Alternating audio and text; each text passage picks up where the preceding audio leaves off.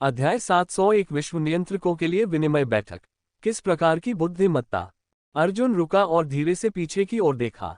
स्वाभाविक रूप से ये जानकारी आपके लिए फायदेमंद है, अन्यथा हम आपसे इतनी जल्दबाजी में बात नहीं करते। तायन महारानी ने हल्की सी मुस्कान बिखेरी और धीरे से कहा, क्या आप जानते हैं कि मेरी उपाधि महारानी क्यों है? विश्व नियंत्रक क्षेत्र में प्रवेश करने वाले अधिकांश लोगों को स्वर्गीय पूज्य कहा जाता है, फिर भी मैं अकेली ही तायन महारानी हूँ। ये सुनकर अर्जुन ने बिना किसी रुचि के कहा, यह तो बस एक उपाधि है। महारानी क्या होती है? इतिहास समुद्र जितना विशाल है, मुझे नहीं पता कितने विश्व नियंत्रक सम्राट रहे हैं। सम्राट की उपाधि होने में अजीब क्या है? हे, आप वाकई दिलचस्प हैं। आपने अपना नाम तो नहीं बताया, लेकिन मुझे आप में दिलचस्पी हो गई है।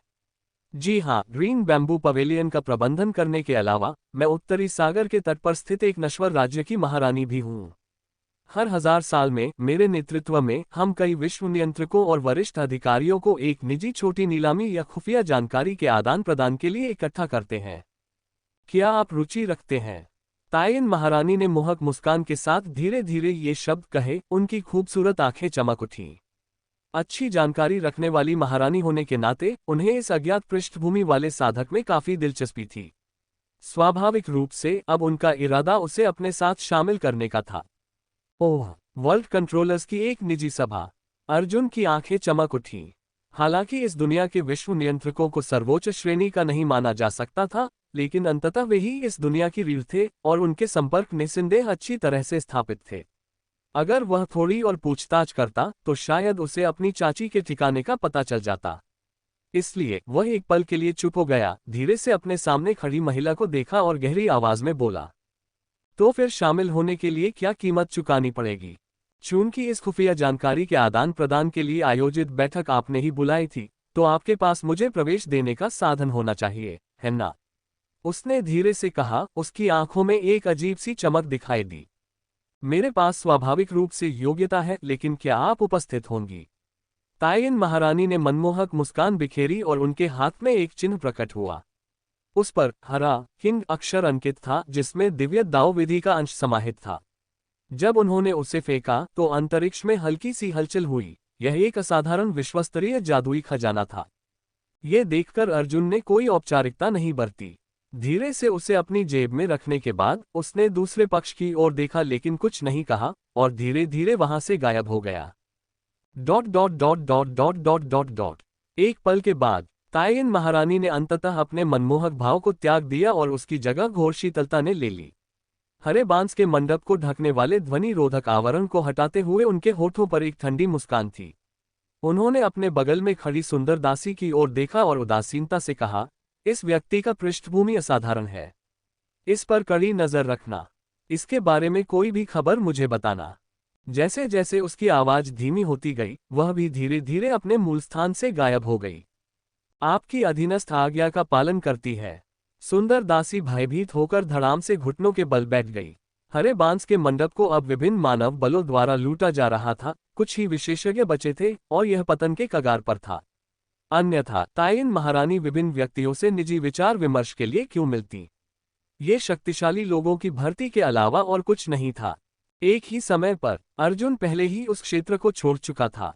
वह सतर्क रहा, क्योंकि वह जानता था कि यह स्रोत लोक एक ऐसा स्थान था जहां शक्तिशाली शक्तियां बड़ी संख्या में प्रकट होती थीं।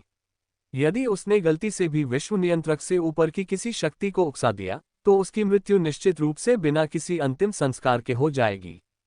इसलिए वह पवित्र स्वर्ग क्षेत्र के बाहर घूमता रहा, अंततः अपना रूप बदलकर शहर में वापस आ गया। उसने दर्जनों निम्न स्वर्गीय दाव पत्थरों का उपयोग करके विश्व नियंत्रक क्षेत्र के लिए विशेष रूप से एक गुफा किराए पर ली, जिसमें लाखों नियम मौजूद थे, जिससे उसे कुछ समय के लिए विश्राम करने का अवसर मिला। मैंने कभी नहीं सोचा था कि विश्व नियंत्रक क्षेत्र में प्रवेश करने के बाद स्वर्ग और पृथ्वी की ऊर्जा से संचित आत्मा क्रिस्टल बेकार हो जाएंगे। मैंने कम से कम दर्जनों तारा प्रणालियों से आत्मा क्रिस्टल एकत्र किए थे, लेकिन अब उन्हें ज्यादा से ज्यादा विधि शक्ति के साथ ही बेचा जा सकता है। एक विश्व नियंत्रक के लिए ये तो बस मामूली टुकड़े हैं। ये सचमुच। गुफा में अर्जुन ने कड़वी हंसी हंसी। अगर उसने उस समय कई विश्व नियंत्रकों को मारकर उनके भंडारगृहों और शवों को लूटा न होता, तो अब शायद वह गुफा में रहने के लिए 1000 साल का किराया भी वहन करने में सक्षम न हो। ये सचमुच बेहद दयनीय था, लेकिन ये भी बिल्कुल सामान्य था। विश्व नियंत्रक क्षेत्र विधि क्षेत्र से भिन्न था। विधि शक्ति संपन्न और दिव्य क्षमता संपन्न व्यक्तियों को अपनी समझ और ऊर्जा संचय के बल पर साधना करने का एक निश्चित अवसर मिल सकता था। हालांकि विश्व नियंत्रक क्षेत्र अलग था। वहां साधना के लिए न केवल नियमों का पालन करना आवश्यक था, बल्कि दिव्य दावों का वध करना भी अनिवार्य था ताकि उस क्षेत्र में प्रवेश करने की कुछ संभावना हो। यदि वह अपने साथ 300 उच्च दिव्य दाव न रखता तो शायद आज भी उसके पास मध्य विश्व नियंत्रक क्षेत्र में प्रवेश करने की योग्यता न होती। इसलिए कई विश्व नियंत्रकों की दृष्टि में स्वर्गीय दाव पत्थर विशेष रूप से महत्वपूर्ण थे, विशेषकर उच्च स्वर्गीय दाव पत्थर। उदाहरण के तौर पर निम्न स्वर्गीय दाव पत्थरों को वध किए गए निम्न स्वर्गीय दाव से परिष्कृत किया जाता था, जबकि मध्य स्वर्गीय दाव पत्थरों को परिष्कृत करने के लिए मध्य स्वर्गीय दाव को परिष्कृत करना आवश्यक था, जिससे सफलता की एक निश्चित संभावना होती थी। सर्वोच्च स्वर्गीय दाव पत्थरों की बात करें तो उन्हें स्वाभाविक रूप से उच्च स्वर्गीय दाव की आवश्यकता होती है। निम्न स्वर्गीय दाव पत्थरों और उच्च स्वर्गीय दाव पत्थरों की विनिमय दर 1,00,000 के मुकाबले 1 थी, और यह इस बात पर भी निर्भर करती थी कि उनमें किस प्रकार का नियम समाहित है। इसलिए प्रत्येक स्वर्गीय दाव पत्थर अत्यंत मूल्यवान था, और वर्तमान में उनके पास केवल कुछ ही निम्न स्वर्गीय दाव पत्थर थे, जो वास्तव में बहुत कम थे और स्वर्गीय न्यायालय के स्वामी के पद के लिए बिल्कुल भी उपयुक्त नहीं थे। लेकिन इसके बारे में क्या किया जा सकता है? वह अभी अभी इस क्षेत्र में प्रवेश कर चुका था। हालांकि वह गरीब था, लेकिन सबसे बुरी स्थिति में भी वह कुछ और स्वर्गीय दावों का वध कर देगा। उस समय उसके हाथ में मौजूद दिव्य दाव पत्थरों की संख्या में काफी वृद्धि होगी। उसने असहाय होकर आह भरी, आंखें थोड़ी बंद की और धीरे से दिव्य दाव अवतार द्वारा प्रदत्त विधि का एक अंश निकाला। उसका चेहरा गंभीर था। उसे पूर्वाभास था कि यद्यपि विधि का यह अंश पतला था, फिर भी इसमें विश्व नियंत्रक क्षेत्र से परे एक आभा समाहित थी। यदि वह इसे जबरदस्ती अवशोषित करता तो उसका अंतिम परिणाम निस्संदेह बिना दफन स्थान के मृत्यु होता, और इस दुनिया का मूल स्वर्गीय दाव एक तुच्छ चोर को नहीं बख्शेगा। दिव्य दाव अवतार का निधन हो गया है। चियांग स्वर्गीय दाव के निष्कर्ष के अनुसार उन्हें अपनी चरम अवस्था में पुनः प्राप्त होने में कम से कम 3 लाख वर्ष लगेंगे। ये बहुत दुखद है। उन्होंने इतने लंबे समय तक मेरे लिए काम किया और फिर मेरी वजह से उनका निधन हो गया। अर्जुन को थोड़ी सी अपराधबोध हुई, बस इतना ही। दिव्य दाव अवतार ने मूल स्वर्गीय दाव नियमों को चुरा लिया था। अगर वह एक बार न मरता तो स्वर्गीय दाव का प्रतिशोध उसके लिए और भी भयानक होता। चून की मृत्यु तो अपरिहार्य थी ही, इसलिए कम से कम इस बार शरीर के लिए मरना पूरी तरह व्यर्थ नहीं था। बिल्कुल, अवतार की मृत्यु इतनी दुखद हुई थी कि स्वाभाविक रूप से उसके शरीर में कुछ संकेत अवश्य दिखाई दिए। कुछ देर मौन रहने के बाद अर्जुन ने अंततः साधना जारी न रखने का निर्णय लिया। इसके बजाय वह 9 स्वर्गों के खजाने की घंटी की दुनिया में प्रवेश कर गया। जैसे ही वह प्रकट हुआ, उसने चियांग हेवनली दाव की द्वेषपूर्ण दृष्टि देखी। तुम बदमाश, अभी भी अंदर आने की हिम्मत कैसे करते हो? तुमने फिर से अपना अवतार मार डाला। शुक्र है वह ईश्वर तक पहुंचने की 100 विधियों का अभ्यास करता है, वरना इन कुछ दिनों में ही तुम कई विश्व नियंत्रकों को मार डालते। तुम्हारे हाथ खून से सने हैं। उसने ये शब्द अत्यंत बेबसी के साथ कहे। इसने स्वर्गिक दरबार के स्वामी के प्रति सभी जीवित प्राणियों की ओर से काफी मात्रा में आस्था एकत्रित कर ली थी। लेकिन दूसरा पक्ष बार बार मरता रहा। किसी भी प्रकार का विश्वास उसका सामना नहीं कर सकता था। वैसे भी इस बार दिव्य दाव अवतार को पुनर्जीवित करने से उसकी सारी आस्था समाप्त हो जाएगी। ये सुनिश्चित करने के लिए कि दिव्य दाव अवतार अपनी चरम सीमा तक पुनः प्राप्त करना जारी रख सके, एक प्रतिष्ठित उच्च स्वर्गीय दाव होने के नाते इसे आस्था जुटाने के लिए अतिरिक्त परिश्रम भी करना पड़ता था। ये बेहद अपमानजनक था। सभी स्वर्गीय दाव लाखों वर्षों से स्थिर रहे शक्तिशाली प्राणियों को नीचा समझते थे। ऐसा दुखद समय पहले कभी नहीं आया था। यह असहनीय था। अध्याय 702 कुनपेन को पकड़ने की भूमिका। वरिष्ठ, इतनी चिंता करने की कोई जरूरत नहीं है। वैसे भी मेरी आत्मा अत्यंत शक्तिशाली है और कई अवतार बना सकती है। सबसे बुरी स्थिति में मैं आस्था की शक्ति एकत्रित करने के लिए अन्य लोगों में कुछ अवतार बना सकता हूँ। फिर मैं कुछ और लोगों को अपनी जगह मरने के लिए भेज सकता हूँ, ताकि आपको इतनी मेहनत न करनी पड़े। अर्जुन ने चियांग हेवनली दाव को देखा, जो एक नश्वर बूढ़े व्यक्ति की तरह इधर उधर भाग दौड़ कर रहा था, और उसके होठों के कोने पर अनजाने में एक मुस्कान आ गई क्योंकि उसने धीरे धीरे उसे सांत्वना दी। यही तो अच्छा है। जो लोग नहीं जानते वे सोचेंगे कि उच्च स्वर्गीय मार्ग सर्वशक्तिमान है, जो लगातार ऐसे प्राणियों का सृजन करता है जो विश्व नियंत्रक क्षेत्र में प्रवेश करते हैं। इसमें तो हमें कम से कम दसियों हजार साल लग जाएंगे। इस बूढ़े व्यक्ति ने आपके दिव्य दाव अवतार में अपना सारा प्रयास लगा दिया है। इसे संजोने में कभी भी लापरवाही मत करना। ची यांग हेवनली दाव बगल से बड़बड़ाया। समझ गया, सीनियर सही कह रहे हैं। अर्जुन की आंखों में हल्की मुस्कान थी और उसने हल्के से सिर हिलाया। उसने धीरे धीरे ची यांग हेवनली दाव के अधिकार क्षेत्र में स्थित दुनिया का अवलोकन किया और ये देखकर आश्चर्यचकित रह गया कि उसके जाने के बाद से दसियों हजार साल बीत चुके थे। इसमें 1 दर्जन से अधिक विश्व नियंत्रक फिर से एकत्रित हो गए थे। हालांकि उनमें से अधिकांश अपने जीवन के अंतिम पड़ाव पर थे और अत्यंत प्राचीन प्रतीत होते थे, फिर भी उनमें विश्व नियंत्रक की शक्ति थी। मत देखो, मैंने इन्हें बड़ी मेहनत से तैयार किया है। ये लोग तुम्हें नहीं दिए जा सकते। ओह हाँ, कुछ समय पहले ही तुमने मूल लोक से कई प्रतिभाएं मेरे संसार में डाली थीं। मैंने कई मानव साधना तकनीकें एकत्रित की हैं और अब उन्हें कई स्वर्गीय दावों के साथ साझा कर रहा हूं। आपसी आदान प्रदान के माध्यम से हमें नई साधना तकनीकों पर शोध करने का अवसर मिलता है। यदि आप कोई अवतार बनाते हैं तो आपको हमें सूचित करना होगा। आपके लिए हम जो विशेष तकनीकें तैयार करेंगे उनसे आपको कोई नुकसान नहीं होगा। ची यांग हेवनली दाव पर्वत की चोटी पर गर्व से खड़े होकर ये शब्द कह रहे थे। अच्छा, सीनियर की बात मानकर मैं तुरंत सीनियर को सूचित कर दूंगा। वैसे सीनियर, क्या आपके पास मूल जगत के नियमों को परिष्कृत करने का कोई तरीका है? बस थोड़ा सा, मुझे ऊपरी विश्व नियंत्रक क्षेत्र में प्रवेश करने का अवसर महसूस हो रहा है।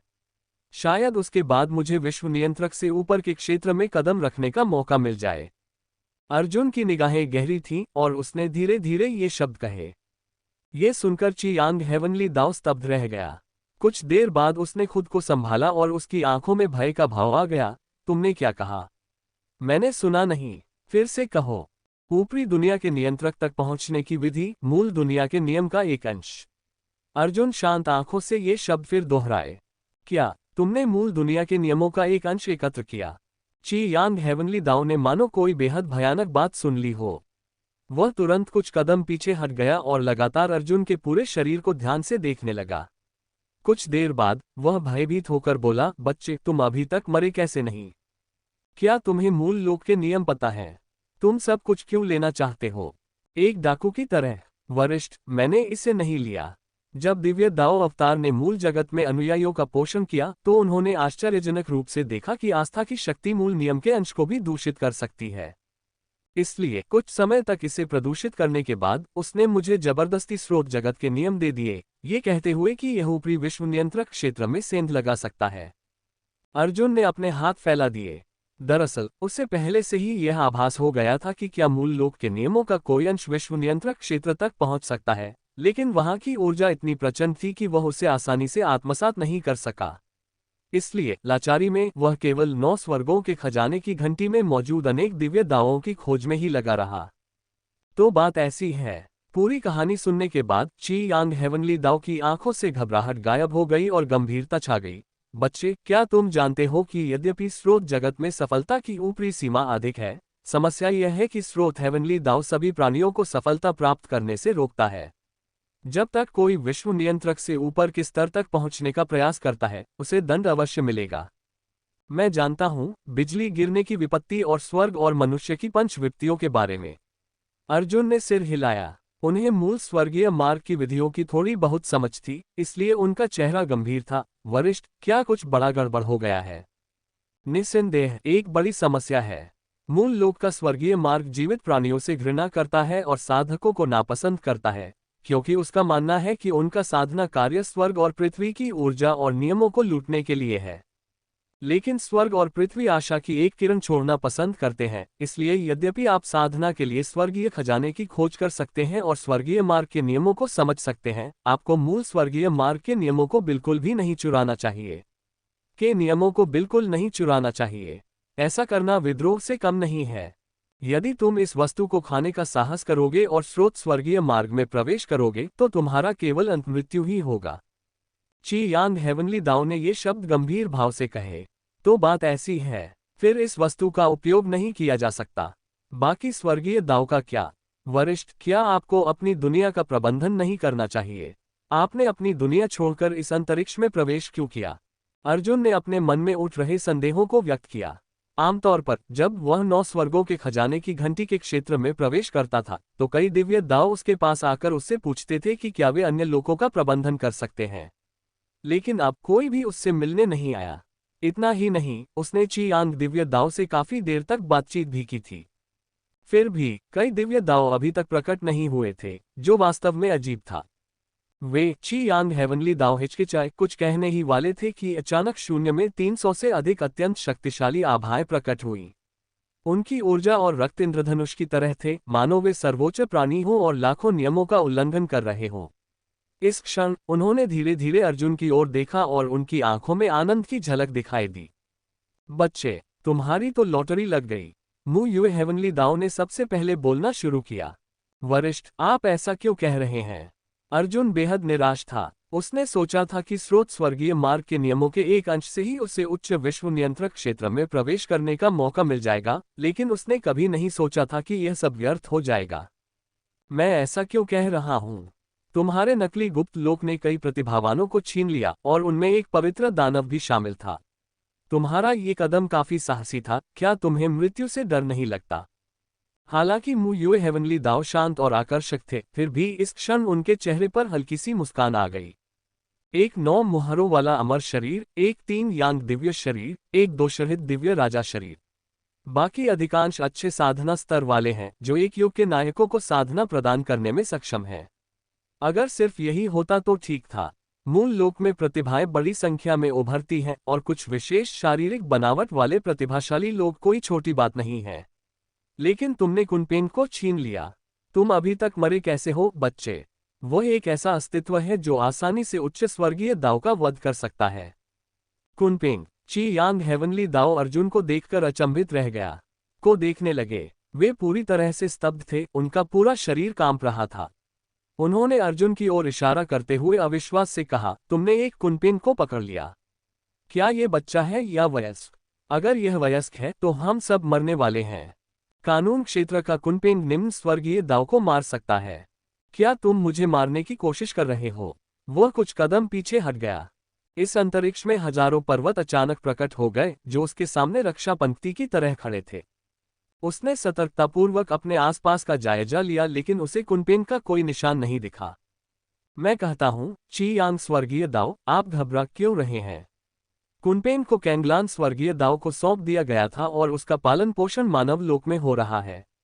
यद्यपि यह शुरू में बेहद बेचैन था, कई विश्व नियंत्रकों के दमन के बाद आखिरकार यह थोड़ा शांत हो गया है। मु युए स्वर्गीय दाव ने धीरे से कहा, चाहे कुछ भी हो जाए, कुनपेंग अंततः एक पवित्र प्राणी है। हालांकि यह स्वर्गीय दाव के लिए एक अत्यंत भयानक हत्यारा है, लेकिन अगर इसका सही ढंग से उपयोग किया जाए तो यह हमारे लिए लाभदायक हो सकता है। उदाहरण के लिए, ये हमारे अपने उपयोग के लिए स्रोत स्वर्गीय दाव के नियमों को छीन सकता है। अध्याय 703, स्वच्छ जल किलिन एक लड़की में बदल जाती है। अरे, क्या मु युए स्वर्गीय दाव बूढ़े हो गए हैं? ये तो मूल स्वर्गीय दाव हैं। वे तो उच्च स्वर्गीय दाव क्षेत्र को पार कर चुके हैं और एक ही विचार से लाखों विश्व नियंत्रकों का नाश कर सकते हैं। यद्यपि हम में से कुछ बेहद शक्तिशाली व्यक्ति हैं और कुछ तो विश्व नियंत्रक से भी ऊपर के प्राणियों से मुकाबला करने का साहस रखते हैं, लेकिन यदि हमारा सामना मूल स्वर्गीय मार्ग से हुआ तो हम निश्चित रूप से मौके पर ही दुखद रूप से मर जाएंगे। हम नियमों को कैसे चुरा सकते हैं? वे मूल नियम हैं। यदि हमारा भेद खुल गया तो हम सब मर जाएंगे। चियांग हेवनली दाव ने अत्यंत गंभीरता से कहा, आपका नजरिया बहुत ही नीचा है। मु युए हेवनली दाव ने कुछ पल तिरस्कार भरी निगाहों से उसकी ओर देखा और शाप दिया। आखिरकार तुम स्वर्गीय मार्ग के कलंक के दायरे से मुक्त हो गए, तो फिर वापस क्यों लौट आए? क्या इसलिए कि दुनिया पर शासन करना बहुत आरामदायक है और तुमने अपने जीवन के लिए लड़ने की इच्छा खो दी है? यद्यपि कुनपेंग एक शुभ प्राणी है, फिर भी यह एक जघन्य और क्रूर प्राणी है जो लाखों मील तक फैला हुआ है और असंख्य लोगों के सबसे गहरे हिस्सों में विचरण करता है। ये स्वर्गीय दाव को निगल सकता है और उसका उपभोग भी कर सकता है। इसलिए इसमें स्वाभाविक रूप से विघटनकारी नियमों का अंश समाहित है। यदि हम मूल जगत के स्वर्गीय मार्ग को दूषित कर सकते हैं तो हम कुनपेंग की वंश परंपरा का उपयोग करके उस स्वर्गीय मार्ग की छाप को नष्ट कर सकते हैं। नियमों को चुपचाप चुराना संभव है। उन्होंने गंभीरता से बोलते हुए ये परिकल्पना प्रस्तुत की। अरे, क्या ये वाकई संभव है? अर्जुन बेहद हैरान था। उसने कभी नहीं सुना था कि कुनपेन के पास ऐसी प्रतिभा है। अगर सचमुच इसका इतना प्रभाव है तो शायद उसे विश्व नियंत्रक क्षेत्र में प्रवेश करने का मौका मिल सकता है। बिल्कुल। क्यों, क्या आपके हाथ में स्रोत जगत का कोई नियम है जिसे आप आजमाना चाहते हैं? मु युए हेवनली दाओ ने उसकी ओर एक नजर डाली। बिल्कुल, मैं करता हूं। अर्जुन ने धीरे से स्रोत विधि का एक अंश निकाला जो पहले ही प्रकाश के गोले में परिवर्तित हो चुका था, और गंभीरता से कहा, वरिष्ठ, कृपया सावधान रहें। इस विधि में विश्व नियंत्रक से भी ऊपर के प्राणी की आभा समाहित है। यदि यह फट जाए तो उपस्थित वरिष्ठ गंभीर रूप से घायल हो जाएंगे या शायद मारे भी जाएंगे।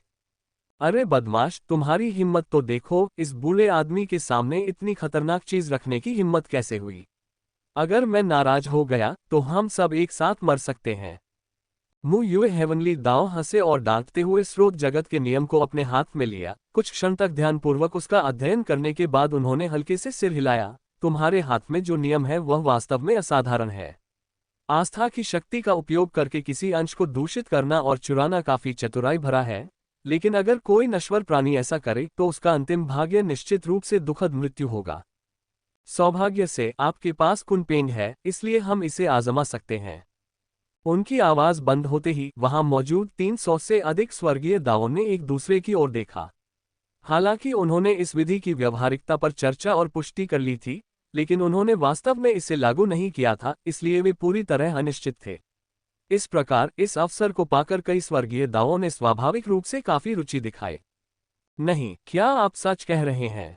क्या सोर्स लॉ को सचमुच किसी हानिरहित चीज में बदला जा सकता है? मुझे कैसे पता नहीं चला कि कुनपेंग में ऐसी प्रतिभा है? जैसे ही अनेक स्वर्गीय दाव मानव लोक की ओर दौड़े, चियांग स्वर्गीय दाव वहीं जम गया और चारों ओर खाली निगाहों से देखने लगा। सबको जाते देख वह तुरंत उनके पीछे पीछे चल पड़ा। इसके अलावा कोई और रास्ता नहीं था। यदि मूल स्वर्गीय मार्ग के नियम को सचमुच रूपांतरित किया जा सकता था, तो वह अर्जुन के साथ मिलकर अन्य स्वर्गीय मार्गों के नियमों को चुराकर अपनी नींव को मजबूत करने में कोई आपत्ति नहीं करता। ऐसे अवसर दुर्लभ थे, इसलिए कुछ ही समय बाद 300 से अधिक स्वर्गीय दाव भव्य रूप से मानव लोक में प्रवेश कर गए, जिससे एक जीवंत दृश्य उत्पन्न हुआ और अंत में एक तट पर आकर रुक गए। लाखों फीट ऊंचे अगाध सागर को धीरे धीरे देखते हुए स्वर्गीय दाव ने अपनी अपनी विधियां अपनाई और नियम के अंश प्रकट हुए। कुछ ही समय में किसी ने युवा कुनपेन को पकड़ लिया। हालांकि इसे युवा कहा जाता था। उसका शरीर अब भी लाखों फीट लंबा था, जो गहरे समुद्र में विचरण कर रहा था। अब अचानक पकड़े जाने पर वह दर्द भरी चीख निकालने से खुद को रोक नहीं पाया। या कुछ नहीं, मैंने मानव जगत पर पुनर्तः शासन कर लिया है। एक साधारण कुनपेंग मेरे नियमों का विरोध नहीं कर सकता। कैंगलान वर्ल्ड ने एक चाल चली। अनेक दिव्य शक्तियों की सहायता से वह एक बार फिर अपने चरम काल में प्रवेश कर चुका था। एक ही चाल से आकाश और पृथ्वी निरंतर कांप उठे और सभी प्राणी श्रद्धापूर्वक उसकी ओर देखने लगे। ये दृश्य देखकर नन्हे कुनपेन का चेहरा गुस्से से लाल हो गया। वह दिव्य दाव पर निर्भर रहने के लिए पैदा हुआ था। उसके माता पिता ने उसके लिए भोजन जुटाने के लिए उच्च दिव्य दाव का शिकार किया था, इसलिए वह स्वाभाविक रूप से जानता था कि उसके सामने खड़ा प्राणी एक दिव्य दाव है। वह वहीं दहाड़ा और उसके शरीर पर भक्षण नियमों का एक अंश प्रकट हुआ। आकाश की ओर दहाड़ते हुए उसने वास्तव में चांगलान दिव्य दाव के दमन का बलपूर्वक विरोध किया और दोनों पक्ष गतिरोध में फंस गए। ये छोटा कुनपेंग अभी भी दहाड़ रहा था, अपनी बढ़त का पूरा फायदा उठा रहा था और एक पल के लिए कई उच्च स्वर्गीय दाव के दमन से मुक्त भी हो गया था, लेकिन सौभाग्य से संख्या में शक्ति थी। पल भर में वह शून्य में समा गया और प्रतिरोध करने में असमर्थ हो गया। ये देखकर कैंगलान हेवनली दाव ने अजीब सी हंसी हंसी। उसकी शक्ति अपर्याप्त थी और वह युवा कुनपेंग को बलपूर्वक भी वश में नहीं कर सका। अर्जुन, आगे बढ़ो और इस कुनपेन के साथ स्वामी सेवक का अनुबंध करो, अन्यथा तुम इसका उपयोग नहीं कर पाओगे। मु युए हेवनली दाओ ने कुनपेन को जबरदस्ती दबाते हुए धीरे धीरे कहा। उसका स्वर अत्यंत ठंडा था। समझ गया। अर्जुन ने सिर हिलाया, क्योंकि वह जानता था कि कुनपेन को कम नहीं आंकना चाहिए। तभी मध्य लोक नियंत्रक की आभा प्रकट हुई और वह तुरंत एक विशालकाय राक्षसी देवता में परिवर्तित हो गया। आकाश की ओर एक जोरदार दहाड़ के साथ सब कुछ पूरी तरह से कांप उठा। उसने अगाध सागर पर कदम रखा, उसका सिर हजारों फीट ऊपर आकाश में उठा और वह सीधे सामने संघर्ष कर रहे कुनपेन को घूरने लगा। मुझे अपना सार रक्त दो और मुझे अपना स्वामी मानो, वरना मर जाओ। उसने कुनपेन को धमकी देते हुए उदासीनता से कहा, लेकिन उसे उम्मीद नहीं थी कि दूसरा पक्ष इतना आक्रामक होगा। उसके चेहरे पर हत्या का प्रबल इरादा झलक रहा था और उसने जोरदार संघर्ष किया, यहाँ तक कि उसने भक्षण नियमों से युक्त कुछ घूंट गैस भी थू की, जिसका उद्देश्य अपने सामने खड़े विश्व नियंत्रक को जान से मार देना था, मौत को दावत देना। अर्जुन ने कुछ बार जोर से सांस ली और कई दिव्य दावों की आश्चर्यचकित निगाहों के बीच दहाड़ते हुए कहा, किलिन कहाँ है? जैसे ही ये शब्द कहे गए, एक युवती हरे रंग की स्कर्ट पहने हुए आकाश में प्रकट हुई। उसकी आंखें बैंगनी सुनहरे रंग की थीं। आकाश और पृथ्वी के बीच 30 मिलियन फीट गहरा अगाध सागर का जल प्रकट हुआ और उसके पीछे एक शुभ आभा प्रवाहित हो रही थी। इस क्षण उसकी कोमल भौहें थोड़ी सिकुड़ गईं और उसने धीरे से कहा, गुरुजी, आप छोटी किलिन को क्यों खोज रहे हैं? उसे पीट दो, उसे अपनी स्थिति का एहसास होने दो। अर्जुन ने असहायता से एक गहरी आह भरी, क्योंकि वह जानता था कि छोटी किलिन को उसके द्वारा की गई हत्याएं नापसंद थीं। इसलिए यद्यपि वह आदेशों का पालन करती थी, फिर भी वह दिव्य दाव अवतार के प्रति अधिक स्नेह रखती थी। मैं समझ गई। छोटी किलिन ने हल्के से सिर हिलाया और पल भर में एक नन्ही लड़की से नीले जल की किलिन में बदल गई, जो 30 मिलियन फीट लंबी थी और जिसकी आंखें हरी थीं। कुनपेन की हैरान निगाहों के सामने उसने आकाश की ओर दहाड़ मारी। उसकी शुभ आभा एक उफनती नदी की तरह बह रही थी, जिसने कुनपेन को तुरंत अपनी ओर खींच लिया और दोनों तुरंत लड़ने लगे। सौभाग्य से, हालांकि कुनपेन और किलिन दोनों ही शुभ प्राणी थे, लेकिन उनकी योग्यताएं और स्तर अलग अलग थे। वर्तमान कुनपेन केवल धर्म के स्तर पर था और छोटे किलिन के दमन के कारण वह लगातार विलाप ही कर सकता था, जिससे उसे गंभीर पीड़ा सहनी पड़ रही थी। अर्जुन, इसका क्या अर्थ है? कई स्वर्गीय दाव इस दृश्य को देख रहे थे। उनकी आंखों में भ्रम के भाव दिखाई दे रहे थे। उन्हें समझ नहीं आया कि वह व्यक्ति ऐसा क्यों करेगा। मैंने तो एक किलिन को भी वश में कर लिया है। एक मामूली कुनपेन भी कुछ मार पिटाई के बाद आत्मसमर्पण कर देगा। अर्जुन ने धीरे से कहा। उसकी आंखें थोड़ी बंद थीं, लेकिन उसके माथे से ठंडा पसीना टपक रहा था। वह अपनी आत्मा को विभाजित कर रहा था, एक और अवतार बनाने की तैयारी कर रहा था। कोई और रास्ता नहीं था, वह मरना नहीं चाहता था। अगर उसका असली शरीर कुनपेन के साथ स्वामी सेवक का अनुबंध कर लेता, तो वह अनिवार्य रूप से कुनपेन की आभा धारण कर लेता। जब कुनपेन के माता पिता को पता चलता, बिना दफन स्थान के उसकी सचमुच मृत्यु हो जाती। इसलिए उसे एक और सेवक बनाना पड़ा। उस समय वह अवतार उसके असली शरीर के स्थान पर मर सकता था, जो एक अच्छी वैकल्पिक योजना भी होती। अध्याय 704 पूर्वी श्वेत सम्राट का आगमन। वहां मौजूद कई दिव्य दावों के मन में अर्जुन की तरह इतने उतार चढ़ाव नहीं थे। स्वाभाविक रूप से उन्हें यह नहीं पता था कि इस व्यक्ति ने कुनपेन को मालिक नौकर अनुबंध पर हस्ताक्षर करने के लिए समय इसलिए बढ़ाया था क्योंकि कोई बदला लेना चाहता था। वे भावहीन होकर एक ही स्थान पर बैठे रहे। उन्हें लिटिल किलिन द्वारा आधे घंटे तक कुनपेन को प्रताड़ित करते हुए देखना अच्छा लगा। अंत तक वे पहले ही छोटे कुनपेन को रोते हुए देख चुके थे। उसके साथ इतना अन्याय हुआ कि उसने पलटवार करने की हिम्मत तक नहीं की। कितना दुखद है, चियांग हेवनली दाव ने आह भरी। कोई विकल्प नहीं, अर्जुन के तरीके क्रूर हैं, मुयुए हेवनली दाव ने शांत भाव से कहा। ठीक है, ये कुनपेन बहुत कमजोर है। हालांकि उसके पास स्वर्गीय दाव को निशाना बनाने की क्षमता है, लेकिन अंततः वह केवल विधि क्षेत्र में ही है। अगर उसे इसी तरह पीटा जाता रहा तो नन्हा कुनपेन ज्यादा दिन जीवित नहीं रहेगा। कैंग लैन ने ये शब्द कहते हुए थोड़ा माथा सिकोड़ा। मानव क्षेत्र की नियंत्रक होने के नाते वह अपने अधीन लोगों के जीवन की जानकारी से अच्छी तरह वाकिफ थी और स्वाभाविक रूप से जानती थी कि नन्हा कुनपेन मृत्यु के कगार पर है। ये सुनकर अर्जुन स्वाभाविक रूप से छोटे कुनपेन को पीटना बंद कर देगा। उसने हल्के से सिर हिलाया और उदासीनता से कहा, छोटे किलिन, तुम रुक जाओ। अगर उसे इसी तरह पीटा जाता रहा तो वह निश्चित रूप से अपनी जान गंवा देगा। ये शब्द सुनते ही छोटी किलिन स्तब्ध रह गई। उसने पहले से ही चोटिल और सूजे हुए कुनपेन को देखा, मुंह फुलाया और कुछ बार गहरी सांसें ली। उसका विशालकाय शरीर धीरे धीरे सिकुड़ने लगा और अंततः हरे रंग के कपड़े पहने एक छोटी लड़की में बदल गया। अगले ही पल उससे लगा कि उसने उसे अभी तक पर्याप्त चोट नहीं पहुंचाई है और उसने उसे कुछ और बार लात मारी, लगातार बुदबुदाते हुए। तुम मेरे स्वामी की मृत्यु चाहते हो, तुम मेरे स्वामी की मृत्यु चाहते हो। अगर तुम न होते तो मेरे स्वामी इतनी बार न मरते। तुम तो सरासर एक आपदा हो, बुराई से भरे हुए। जैसे ही उसने बोलना समाप्त किया, वो तुरंत प्रकाश की एक लकीर में बदल गई और वहां से गायब हो गई, मानो वह वहां ज्यादा देर रुकना नहीं चाहती थी। ये देखकर कई दिव्य दाओं ने अर्जुन की ओर हल्की मुस्कान के साथ देखा। वरिष्ठ जनों, कृपया बुरा न माने। मुझमें अत्यधिक क्रोध भरा है और मैंने बहुतों को मार डाला है। इसलिए किलिन का मुझे नापसंद करना स्वाभाविक है। दिव्य ताओ अवतार के पास आस्था की शक्ति है और वे अत्यंत दयालु हैं, साथ ही सभी जीवित प्राणियों के प्रति भी दयालु हैं। तर्कसंगत रूप से नन्हे किलिन को उनके करीब होना चाहिए। मैंने अप्रत्यक्ष रूप से दिव्य ताओ अवतार को मेरे लिए मरने का कारण बनाया, इसलिए नन्हे किलिन को मुझसे नाराज नहीं होना चाहिए, ज्यादा से ज्यादा शिकायत ही करनी चाहिए।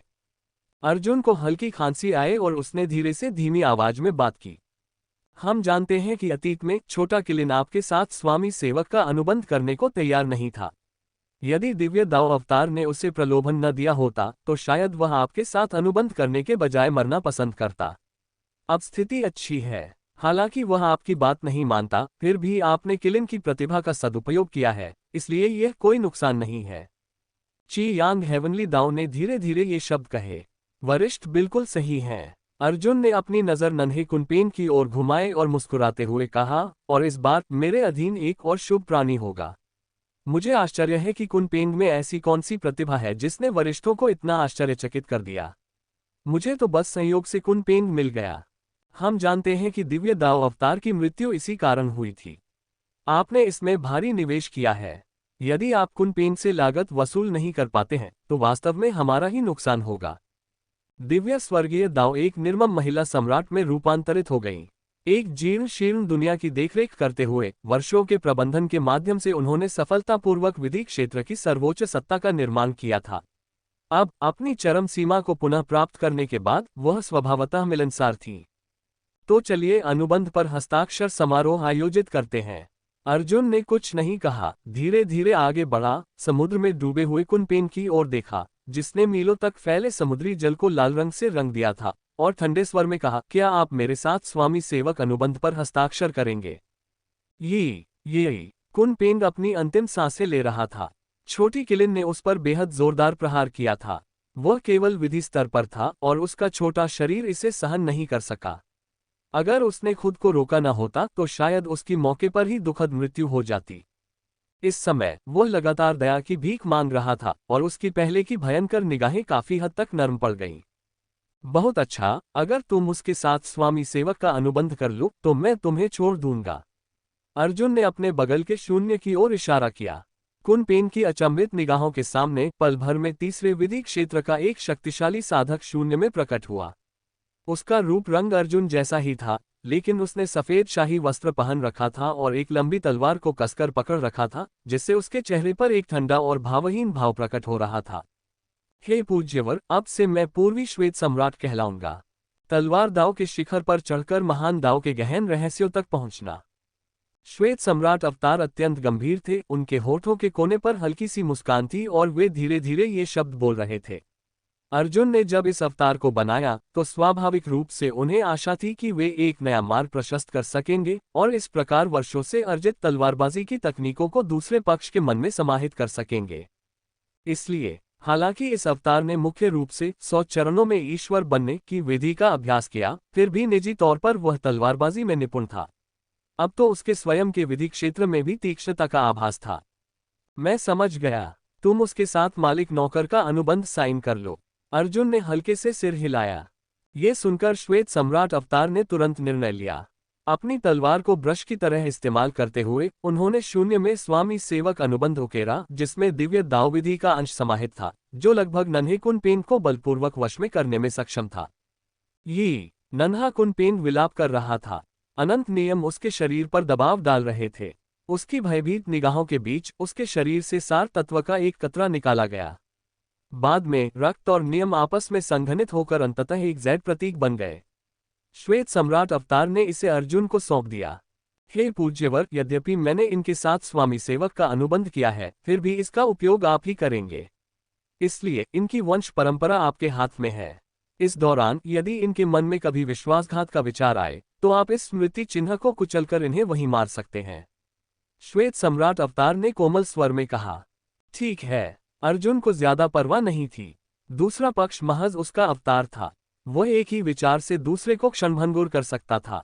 उसे अभी बनाना केवल इसलिए था ताकि वह आस्था की शक्ति को आत्मसात कर धूप की विधि से विश्व नियंत्रक लोक में प्रवेश कर सके और उसकी जगह मृत्यु को प्राप्त कर सके। लिटिल कुनपेन के बारे में क्या? वह केवल एक साधन था जिसका उपयोग उसे मूल नियम को आत्मसात करने में मदद करने के लिए किया जाता था। अब जब सब कुछ तैयार था तो स्वाभाविक रूप से वह विनम्र नहीं था। उसने अपनी निगाहें कई स्वर्गीय दावों पर डाली और उनके उत्सुक भावों को देखकर उसने धीरे से छोटे कुनपेन की ओर देखा और पूछा, क्या तुम बोलना जानते हो? हाँ, बहुत दर्द हो रहा है, बहुत दर्द हो रहा है। कृपया मुझे मत मारो। मेरी माँ ने सैकड़ों स्वर्गीय दावों को मार डाला था। मेरी माँ बहुत शक्तिशाली है। अगर तुम मुझे छोड़ दोगे तो मेरी माँ तुम्हें नहीं मारेगी। नन्हा कुनपेन लगातार दया की भीख मांगता रहा। हालांकि उसकी निगाहों में अभी भी निर्मलता थी, लेकिन उसके शरीर का दर्द उसे लगातार सता रहा था। कोई विकल्प नहीं। वह दर्द सहने के लिए बहुत छोटा था। बहुत अच्छा, इस स्रोत विधि के अंश पर अंकित छाप को परिष्कृत करने के लिए भक्षण विधि का प्रयोग करो। मेरा मानना है कि स्रोत स्वर्गीय दाव की यह छाप तुम्हारे लिए भी औषधि का काम करेगी, इसलिए तुम्हें मना नहीं करना चाहिए, है ना? अर्जुन ने पलकें झपकाईं। उसके पीछे खून का एक अथाह सागर उठ खड़ा हुआ था और अनगिनत लाशें हवा से लुढ़क रही थीं। खून की तीव्र गंध उसकी नाक में घुस गई। वह पल भर में एक असीम दानव राजा में परिवर्तित हो गया। उसकी आंखें रक्तपिपासा से भर गईं। बेशक मैं तुम्हारी मदद करूंगा, मैं तुम्हारी मदद करूंगा। वैसे भी मेरा स्वामी तुम्हारे साथ एक है। तुम्हारी मदद करना मेरे स्वामी की मदद करने से अलग नहीं है। मेरा स्वामी इसकी अनुमति देता है। छोटा कुनपेन बुरी तरह डर गया। उसके शरीर पर तुरंत ही भक्षण नियमों की एक परत प्रकट हो गई और उसने शून्य में तैरते हुए स्रोत स्वर्गीय दाव नियम के निशान को एक ही झटके में निगल लिया। पलक झपकते ही उसके शरीर से रंग बिरंगी रोशनी निकलने लगी। कई दिव्य दावों की विस्मय भरी निगाहों के सामने उसने चीख मारी और तुरंत अपनी आंखें बंद कर लीं। अध्याय 705 उच्च स्वर्ग की असाधारण प्रतिभा।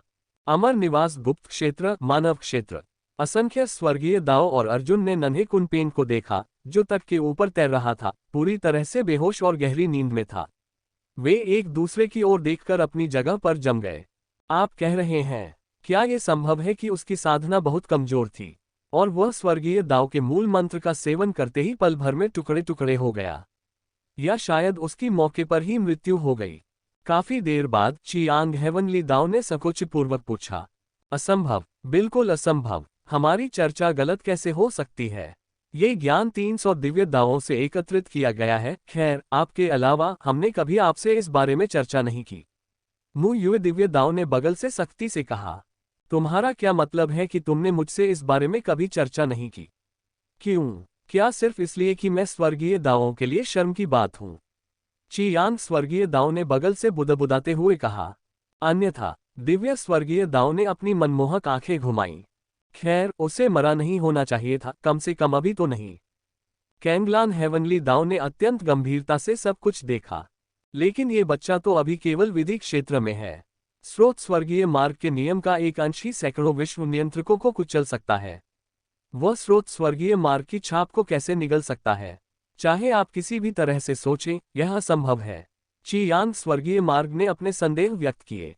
इसके जवाब में वहां मौजूद सभी दिव्य दाव अवाक रह गए। उनकी भविष्यवाणियों के अनुसार कुनपेन भक्षण नियमों का उपयोग करके स्रोत स्वर्गीय दाव की छाप को आसानी से मिटा सकता था और शायद स्रोत स्वर्गीय दाव की छाप को भोजन के रूप में उपयोग करके अपनी शक्ति को बढ़ा भी सकता था। लेकिन अब ऐसा लगता है कि उनकी भविष्यवाणियां गलत थीं।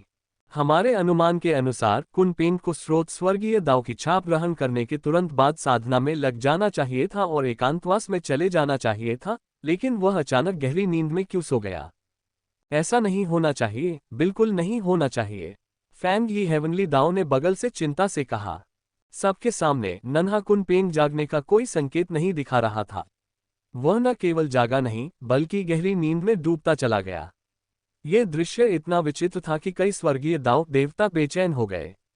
इस स्थिति में अर्जुन ने अंततः श्वेत सम्राट अवतार की ओर देखा और कहा, क्या आपको कुछ कहना नहीं है?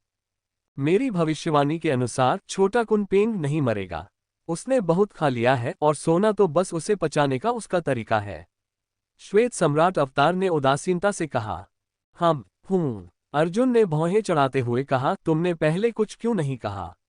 वे सभी वरिष्ठ लोग छोटे कुनपेन की हालत के बारे में अटकलें लगा रहे थे और तुम बस बैठे देखते रहे। आपने मुझसे पूछा ही नहीं। श्वेत सम्राट अवतार ने संक्षिप्त टिप्पणी की। तो बात यह है, मुझे पता था कि मुझे तुम्हें तलवार साधना नहीं करने देनी चाहिए थी। ये तलवार साधक सब चुप रहते हैं, जेब में पैसे नहीं होते, बस एक तलवार से सब कुछ तोड़ना जानते हैं। अर्जुन ने आंखें घुमाईं। तलवारबाजी का अभ्यास करने वाले के तौर पर उसे तलवार साधना में अजेय होने का दावा करने वाले लोग बिल्कुल पसंद नहीं थे। पछताने का समय अब बीत चुका है। ज्यादा से ज्यादा जब आपको मेरी मृत्यु की आवश्यकता हो तब आप एक और अवतार बना सकते हैं। एक बकबक करने वाला अवतार बनाना ठीक रहेगा। श्वेत सम्राट अवतार ने हल्के स्वर में कहा। ठीक है अर्जुन, तुमने जो अवतार बनाया है वह बिल्कुल बेवकूफ लगता है, बिल्कुल तुम्हारे जैसा नहीं। अगर मुझसे पूछो तो तलवारबाजी की तकनीक सीखना कोई बड़ी बात नहीं है। चुपचाप रहना, कम बोलना तो सामान्य बात है, लेकिन समस्या यह है कि क्या तुम्हें पता है कि यह कुनपेन कब जागेगा? उसने स्वर्गीय दाव विधि की छाप और स्वयं स्वर्गीय दाव विधि को निगल लिया। उसे कोई गंभीर चोट तो नहीं लगनी चाहिए थी, है ना? श्वेत सम्राट अवतार के शब्दों ने अनेक स्वर्गीय दावों को राहत दी, लेकिन उनके मन में और भी संदेह उठने लगे। 60,000 वर्षों के बाद नन्हा कुनपेन विधि क्षेत्र के 5वें चरण से विधि क्षेत्र के शिखर तक पहुंच जाएगा और तब भी वह केवल जागृत होगा। 1,30,000 वर्षों के बाद वह स्रोत स्वर्गीय मार्ग की छाप का उपयोग करके विश्व नियंत्रक क्षेत्र में प्रवेश कर सकता है। श्वेत सम्राट अवतार ने गंभीर भाव से धीरे से कहा। तो बात ऐसी है, लेकिन इसे समझने में 60,000 साल लगना बहुत लंबा समय है। विश्व नियंत्रक स्तर तक पहुंचने के लिए अभी से 2 लाख साल लगेंगे। भला कौन इतना लंबा इंतजार कर सकता है? अर्जुन ने बेबसी से आह भरी। सच कहूं तो हर कोई तुम्हारे जैसा राक्षस नहीं होता। तुम्हारी उम्र कितनी है? वो प्रतिभाशाली लोग हजारों वर्षों तक साधना करते हैं। एक दिव्य दाव अवतार को अपनी चरम सीमा तक पहुंचने के लिए कम से कम दसियों हजार वर्षों तक आस्था शक्ति एकत्रित करनी पड़ती है। श्वेत सम्राट अवतार ने ठंडे स्वर में कहा। उनकी भौहों में थोड़ी सी स्तब्धता झलक रही थी। खांसी, हम एक हैं। मेरी और तुम्हारी उपलब्धियों में क्या अंतर है? बहस करने की कोई जरूरत नहीं है। अर्जुन ने कई उपस्थित दिव्य दावों को देखते हुए अजीब सी हंसी हंसते हुए कहा। वरिष्ठों, क्या आपके पास नन्हे कुनपेन को स्रोत स्वर्गीय दाव की छाप को आत्मसात करने में मदद करने का कोई तरीका है? क्या यह आसान नहीं है? यहाँ उपस्थित सभी लोग उच्च स्वर्गीय दाव के हैं, सिवाय कांगलान स्वर्गीय दाव के, जो इस दुनिया पर शासन करते हैं। और उच्च स्वर्गीय दाव की प्रतिभाओं में से एक जीवन के उतार चढ़ाव को समझना है। वे दुनिया के घूर्णन को आसानी से समायोजित कर सकते हैं। मेरा वास्तविक स्वरूप भी इसे आसानी से कर सकता है। चियांग स्वर्गीय दाव ने मुंह बनाया, आगे बढ़े। कांगलान स्वर्गीय दाव को देखा, जो अजीब तरह से स्थिर खड़े थे, और धीरे से कहा, लड़के, मानव लोक का शासन मुझे सौंप दो। ये तो बस कुछ दसियों हजार साल की बात है। मुझे अपनी पूरी ताकत लगाकर इसे कर लेना चाहिए। जैसे ही उनकी आवाज समाप्त हुई, कैंगलान हेवनली दाव ने हल्के से सिर हिलाया। उनकी भौहों के बीच एक सुनहरी कुंजी की हल्की सी छवि प्रकट हुई और उन्होंने धीरे से कहा, तो मैं आपकी सहायता के लिए वरिष्ठ से अनुरोध करूंगा। ठीक है, ये तो लाखों वर्षों की शक्ति है। अवतार के सृजन के बाद अनेक सर्वोच्च प्राणियों और विश्व नियंत्रकों की सहायता से आस्था शक्ति एकत्रित की गई है। अर्जुन अभी अभी मूल लोक में प्रवेश कर चुके हैं और किसी भी समय एक और महाविपदा आ सकती है। उस समय यदि किसी को मरना पड़े तो तुम्हारी कमजोर शक्ति बेकार हो जाएगी। उन्होंने जोर से कहा। हालांकि उन्हें स्वर्गीय दावों में शर्मिंदगी के रूप में जाना जाता था, एक उच्च स्वर्गीय दाव होने के नाते उनके पास अभी भी कुछ तरकीबें थीं, इसलिए उन्होंने कुछ बार हल्के से खांसा और मौके पर ही सब कुछ व्यवस्थित कर लिया। श्वेत सम्राट अवतार ने हल्के से सिर हिलाया और नीचे स्थित विशाल मानव लोक में कदम रखा। Dot dot dot dot dot dot dot dot dot dot dot dot dot dot dot dot dot dot dot. तब से चियांग हेवनली दाव ने अपनी शक्ति का प्रयोग करके अनेक हेवनली दाव और अर्जुन को संसार से अलग कर दिया। इसके बाद उन्होंने बलपूर्वक और निरंतर इस संसार में समय की धारा को संकुचित कर दिया। पलक झपकते ही जीवन के उतार चढ़ाव के कारण ये दुनिया लगातार बदलती रहती है।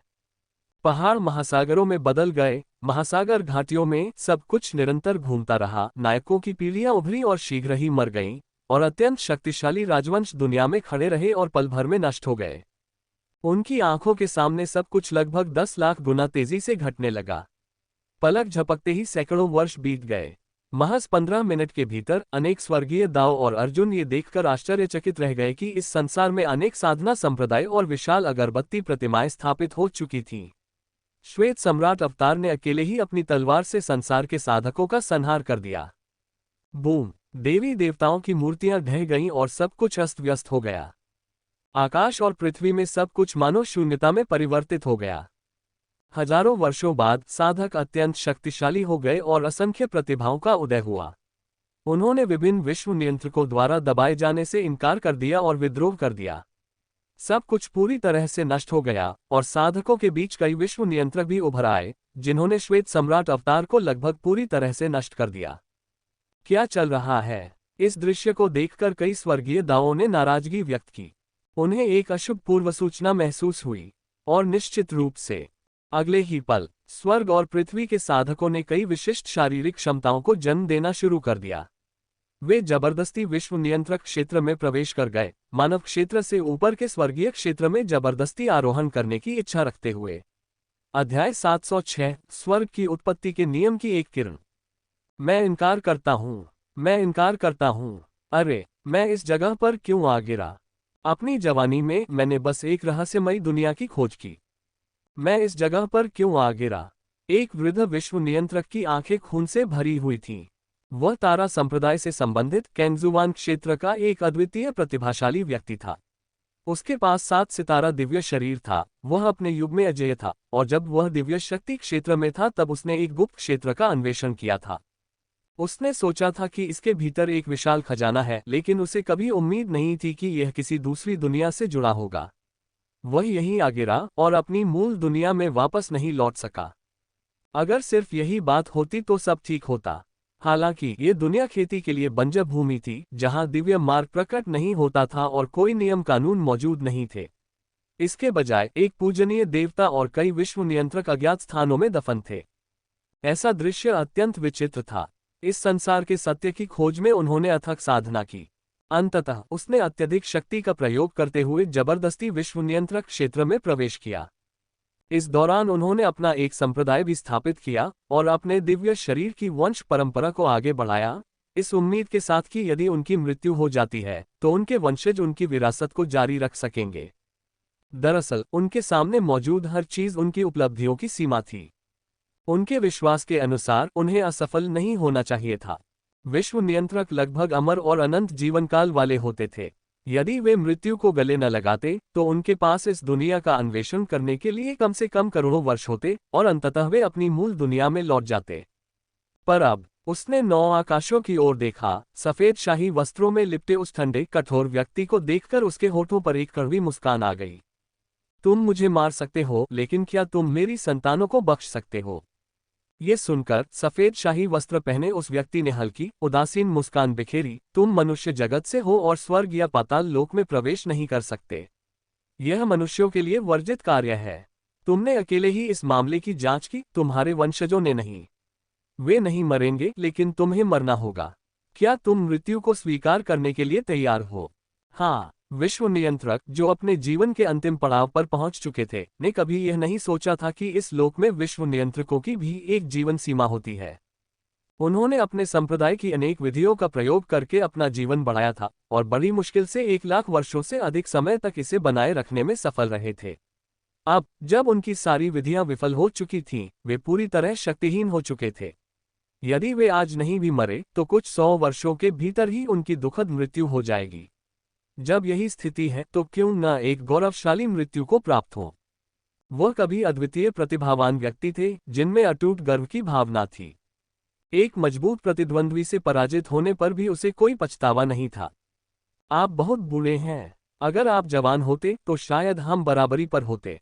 श्वेत सम्राट अवतार ने अपनी बात समाप्त की। उनकी आंखों में दया का भाव झलक रहा था। ये सुनकर वृद्ध विश्व नियंत्रक चकित रह गए, लेकिन फिर उन्होंने कड़वी मुस्कान बिखेरी और पल भर में उनका सिर धड़ से अलग हो गया, जिससे उनकी मृत्यु हो गई। अभी भी 35 बचे हैं। ये बहुत बड़ी समस्या है कि इस पूज्यवर को इतने सारे विलक्षण प्रतिभावान लोग मिले। हालांकि मैंने इस संसार में कई रूढ़िवादिताओं को त्याग दिया है और उनके अनुयायियों को काफी प्रगति करने में मदद की है, फिर भी वे सभी परेशानी पैदा करने वाले हैं। अगर मैं उन्हें बलपूर्वक नष्ट नहीं करता तो शायद इस संसार में कोई भी मेरी पूजा नहीं करेगा। श्वेत सम्राट अवतार ने धीमी आवाज में कुछ बुदबुदाया। उन्होंने अपने पीछे 10 लाख स्वर्गीय सैनिकों और स्वर्गीय जनरलों का नेतृत्व किया और एक विशाल अमर राजवंश को फिर से घेर कर दबा दिया। Dot dot dot dot dot dot dot dot dot dot dot dot dot dot. सभी स्वर्गीय दाऊ और अर्जुन द्वारा सब कुछ देखने के बाद उनके भाव जटिल हो गए। वे श्वेत सम्राट अवतार के बाहरी प्रतिभावान व्यक्तियों के साथ हुए युद्धों से आश्चर्यचकित नहीं थे। स्वर्गीय दाऊ ने ऐसी चीजें कई बार देखी थीं। उन सभी ने कमोबेश बाहरी प्रतिभाओं को अपनी दुनिया में समाहित कर लिया था। इनमें से अधिकतर प्राणी अनियंत्रित थे। उनका विद्रोह बिल्कुल सामान्य था। उनके भावभंगिमाओं में जटिलता का कारण ये था कि अर्जुन के अवतार को मानो उनकी राक्षसी प्रतिभा विरासत में मिली थी। युद्धों के दौरान वे किसी पर दया नहीं दिखाते थे और बार बार बाधाओं को तोड़ते हुए आगे बढ़ते थे, जो कि पूरी तरह से हास्यास्पद था। श्वेत सम्राट अवतार सचमुच बहुत शक्तिशाली हैं, अर्जुन ने कहा। श्वेत सम्राट अवतार की क्षमताओं को देखने का यह उनका पहला अनुभव था। वे सचमुच वीर थे और उनसे थोड़े ही कमजोर प्रतीत होते थे। दिव्य दाऊ अवतार भी ऐसा ही है। जब भी वह अपनी चरम सीमा पर पहुंचता है, वह उन सभी प्राणियों का संहार कर देता है जो उसकी आज्ञा का पालन नहीं करते। एक एक करके वे सब मर जाते हैं।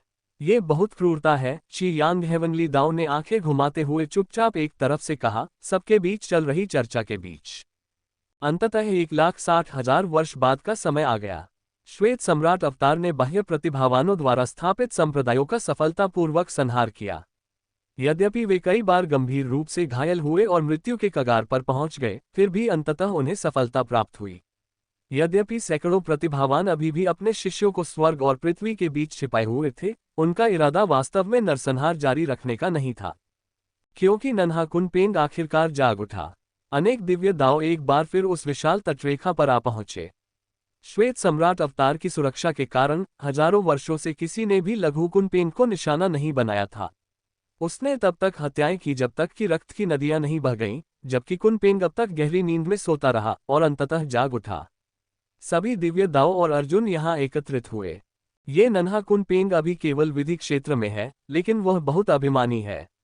बस एक झपकी लेने से ही न केवल उसका गुरु यहां तैनात हो गया है, बल्कि 300 से अधिक स्वर्गीय दाऊ भी उसकी स्थिति पर नजर रख रहे हैं।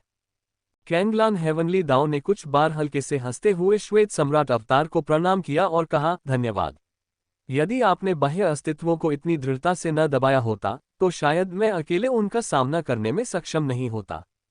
शब्दों की कोई आवश्यकता नहीं। तुम इस पूजनीय के लिए एक विमान का प्रबंधन करो और मेरे लिए आस्था शक्ति एकत्रित करो। उन्हें मारना तो मामूली बात है। श्वेत सम्राट अवतार ने हल्का सा सिर हिलाया, उनकी तलवार से अभी भी खून टपक रहा था। वे धीरे धीरे कुनपेंग की ओर बढ़े, उसे लात मारी और ठंडे स्वर में बोले, जानवर, तुम जाग क्यों नहीं रहे हो? ये सुनकर सभी स्वर्गीय दाऊ चौंक गए। हालांकि श्वेत सम्राट अवतार तलवारबाज थे, लेकिन वर्षों के नरसंहार के बाद उनका स्वभाव स्वाभाविक रूप से कुछ हद तक उग्र हो गया था। ये अप्रत्याशित रूप से छोटे कुनपेंग को दर्द महसूस नहीं हुआ। इसके बजाय उसने अपनी आंखें सिकुड़ी, बड़े आनंद के साथ स्रोत नियम की एक हल्की सी धारा उत्सर्जित की और गर्व से कहा, गुरुजी, मूल दिव्य मार्ग की छाप मेरे गर्भ में समा गई है।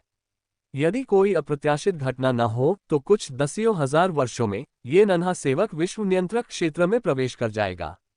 और हाँ, मूल नियम अब शुद्ध है और इसने नियमों के ऊपर उस मूल दिव्य मार्ग की आभा को भी सुरक्षित कर लिया है।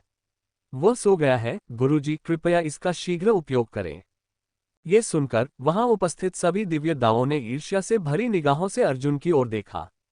इस ईर्ष्या को रोकना असंभव था। उत्पत्ति के दिव्य मार्ग के नियम का एक अंश अत्यंत अनमोल था। चाहे वह उच्च दिव्य मार्ग हो या निम्न दिव्य मार्ग, मात्र एक अंश प्राप्त करने मात्र से ही वे शिखर तक पहुंच सकते थे। और अब एक साधारण मध्य विश्व नियंत्रक द्वारा इसे परिष्कृत करने का प्रयास करना दिव्य खजानों की सरासर बर्बादी थी। यदि वे अर्जुन को पहले से ही न समझ लेते और यह न जानते कि वह परिपक्व होने के बाद निश्चित रूप से उनकी सहायता के लिए लौट आएगा, तो शायद उपस्थित अनेक स्वर्गीय दाऊ अपने हृदय में लालच को नियंत्रित करने में असमर्थ होते, अपने शरीर पर लागू संयम के नियमों की अवहेलना करते और उसे जान से मारने के इरादे से उस पर जबरदस्ती हमला कर देते। हे बालक, तुम्हारा भाग्य सचमुच उत्तम है। किरण के गुरु से यही अपेक्षा थी। अब तुम्हारा एक अवतार कुनपेंग का गुरु बन गया है। भविष्य में तुम इस स्रोत जगत के नियमों का निरंतर ज्ञान प्राप्त कर सकोगे। चियांग स्वर्गीय दाऊ ने बगल से ये सब देखते हुए धीरे से आह भरी, उनकी आंखों में भावुकता झलक रही थी। सचमुच, हमने तुम्हें इस मुकाम तक पहुंचते देखा है। किसने सोचा होगा कि दिव्य शक्ति क्षेत्र का एक साधारण लड़का कुछ ही वर्षों में विश्व नियंत्रकों की श्रेणी में प्रवेश कर जाएगा। और अब वह न केवल 300 स्वर्गीय दाव की शक्ति का प्रयोग करता है, बल्कि विश्व नियंत्रकों के सर्वोच्च शिखर पर पहुंचने की तैयारी भी कर रहा है। ऐसा अस्तित्व, चाहे कोई भी युग हो, एक दानव है। हमें आश्चर्य होता है कि क्या यह अच्छा ही हुआ कि हमने तुम्हें इस पूरे रास्ते पर मार्गदर्शन दिया। मुँह स्वर्गीय दाव ने बगल से ठंडे और कोमल स्वर में कहा। कृपया निश्चिंत रहें वरिष्ठगण। यदि मेरी मृत्यु हो जाती है तो 9 स्वर्गों का खजाना घंटा अगले भाग्यशाली व्यक्ति की प्रतीक्षा में अराजकता में फेंक दिया जाएगा। मैं यह वस्तु किसी भी प्रतिद्वंद्वी को नहीं दूंगा, न ही मैं वरिष्ठगणों का जीवन अन्य साधकों के भरोसे छोड़ूंगा। अर्जुन के होठों पर हल्की सी मुस्कान आ गई। उसने अपने हाथ में प्रकाश के गोले में परिवर्तित हो चुके स्रोत विधि को देखा, उसकी निगाहें थोड़ी स्थिर हो गईं, और उसने धीरे से कहा, तब अब इसे और परिष्कृत करके ऊपरी विश्व नियंत्रक क्षेत्र में प्रवेश करने के बारे में क्या ख्याल है। अपनी पूर्व सूचना में दीर्घ साधना और ऊर्जा संचय के बाद वह अब मध्य विश्व नियंत्रक के शिखर पर पहुंच चुका था। उसे केवल अपने समक्ष मौजूद मूल नियम को परिष्कृत करना था और उसके पास उच्च विश्व नियंत्रक क्षेत्र में प्रवेश करने का निश्चित अवसर होता। लड़के, इतनी जल्दी मत करो। तुम अभी मानव लोक में हो। यहाँ अनेक नियम हैं, फिर भी उनकी तुलना मूल लोक की विशालता से नहीं की जा सकती। यदि तुम विश्व नियंत्रक के शिखर तक पहुंचना चाहते हो तो तुम्हें मूल लोक में लौटकर उस मार्ग को पार करना होगा। तभी तुम्हें मार्ग पार करने के दौरान अधिक नियमों को अपनाने का निश्चित अवसर मिलेगा।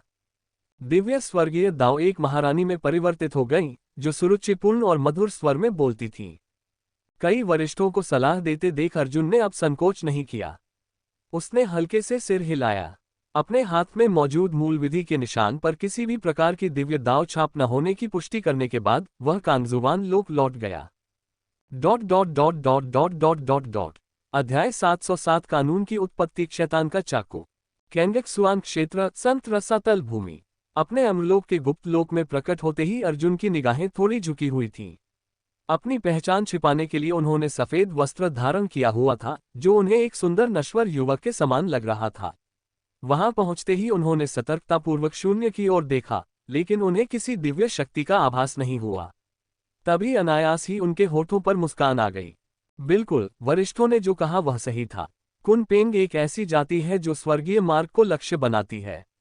हालांकि मुझे नहीं पता कि यह स्रोत लोक कुनपेंग का पालन पोषण क्यों करेगा, फिर भी कुनपेंग अंततः एक शुभ प्राणी है, इसलिए इसका अभ्यास करना स्वाभाविक है। इसके अलावा कुनपेंग अंततः मुझे सफलता प्राप्त करने में मदद करेगा। ये स्रोत लोक मेरे लिए वास्तव में एक धन्य भूमि है। उसने धीरे धीरे ये शब्द कहे, उसे इस बात का जरा भी डर नहीं था कि कोई उसकी बातें सुन रहा है। आखिरकार उसने वर्षों के युद्धों से अर्जित अपनी अधिकांश संपत्ति इस पवित्र भूमि को किराए पर लेने में खर्च कर दी थी, जो अकेले ही करोड़ों मील में फैली हुई थी। इसके अलावा इस स्थान पर ध्वनि रोधक संरचनाओं की एक अंतहीन श्रृंखला थी, साथ ही अज्ञात घातक संरचनाएं भी थीं। उनका मानना था कि यदि दिव्य शक्ति अवतरित न होती तो कोई भी उनकी कही बात नहीं जान पाता। सचमुच, आपको वही मिलता है जिसके लिए आप भुगतान करते हैं। महंगा होने के अपने फायदे भी हैं। कुछ देर तक बुदबुदाने के बाद उसने अपनी आंखें बंद कर लीं और साधना के सबसे गहरे स्तर में प्रवेश कर गया। विश्व नियंत्रक क्षेत्र में कदम रखते ही उसे आश्चर्य हुआ कि अतीत में उसने जिन दिव्य शक्तियों और विभिन्न साधना तकनीकों का अभ्यास किया था, वे अब निरर्थक थीं। इसका कारण सरल था, उनकी शक्ति बहुत कम थी। अन्य विश्व नियंत्रक स्वर्गीय दाव नियमों का उपयोग करते थे और एक ही विचार से सब कुछ राख में बदल जाता था, जबकि मात्र दिव्य शक्तियां केवल एक तारामंडल को ही नष्ट कर सकती थीं। इन्हें सचमुच प्रस्तुत नहीं किया जा सकता था, इसलिए उन्होंने श्वेत सम्राट अवतार की रचना की। उसका उद्देश्य उसका उपयोग करके विभिन्न प्रकार के अत्यंत भिन्न नियमों का अनुभव कराना था। आखिरकार वही तो असली शरीर था। वह श्वेत सम्राट अवतार को किसी भी समय और कहीं भी सभी अंतर्दृष्टियां प्रदान करने का आदेश दे सकता था। ये वाकई में सफलता हासिल करने का एक अच्छा तरीका था, और अब वह उच्च विश्व नियंत्रक क्षेत्र में प्रवेश करने की तैयारी कर रहा था। ये भी एक चुनौती थी। उसकी समझ में उसका संचय पर्याप्त था और नियमों की उसकी समझ अपने चरम पर पहुंच चुकी थी, जिससे वह आसानी से उच्च विश्व नियंत्रक क्षेत्र में प्रवेश कर सकता था। हालांकि समस्या यही नहीं थी। ये दिव्य मार्ग का स्रोत था।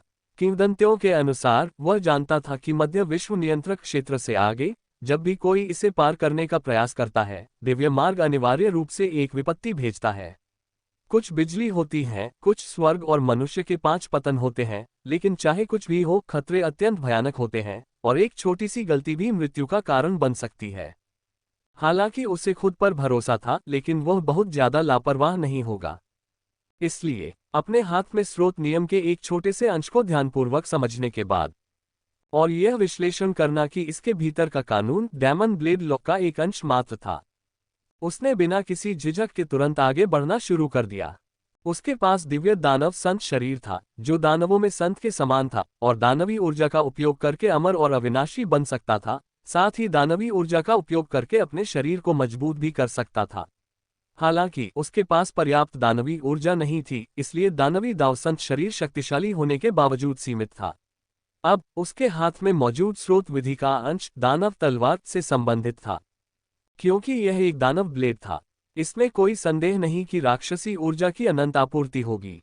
उसे बस इसे आत्मसात करने की जरूरत थी। स्वर्ग से दंड उतरेगा, वह अपनी पूरी ताकत से इसका विरोध कर सकता था। अर्जुन ने कुछ बार व्यंग्य भरी मुस्कान बिखेरी, फिर अचानक उठ खड़ा हुआ और अपने हाथ में मौजूद मूल नियम को जबरदस्ती निगल लिया। इस समय उसका शरीर किसी भट्टी की तरह गरज रहा था। निरंतर फूटती और जलती हुई जीवन शक्ति ने आधे आकाश को रक्त लाल रंग में रंग दिया। वह पूरी तरह से रक्त से लथपथ दानव देवता में परिवर्तित हो गया, लाशों के पहाड़ और रक्त के सागर पर विचरण करते हुए अपनी आंखों में आक्रोश की झलक लिए आकाश की ओर दहाड़ रहा था। उनमें एक अदम्य आभा थी, मारना। दानव देवता लगातार दहाड़ता रहा, लेकिन उसका शरीर अनियंत्रित रूप से चूर चूर हो गया। उसकी प्राण ऊर्जा लगातार शून्य में जलती रही और उसकी हड्डियां पूरी तरह से धूल में बदल गईं। दानव देवता की भुजाएं अचानक फट गईं और खून सीधे जमीन पर फैल गया। धिक्कार है, मूल स्वर्गीय मार्ग के नियम बहुत कठोर हैं।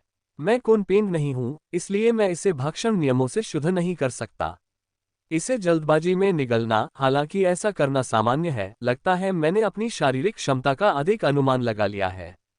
हालांकि मैं एक उच्च विश्व नियंत्रक से कमजोर नहीं हूं, मूल नियम को परिष्कृत करने से मेरी तुरंत मृत्यु नहीं होगी, लेकिन मुझे असहनीय पीड़ा सहनी पड़ेगी। ये भयानक है।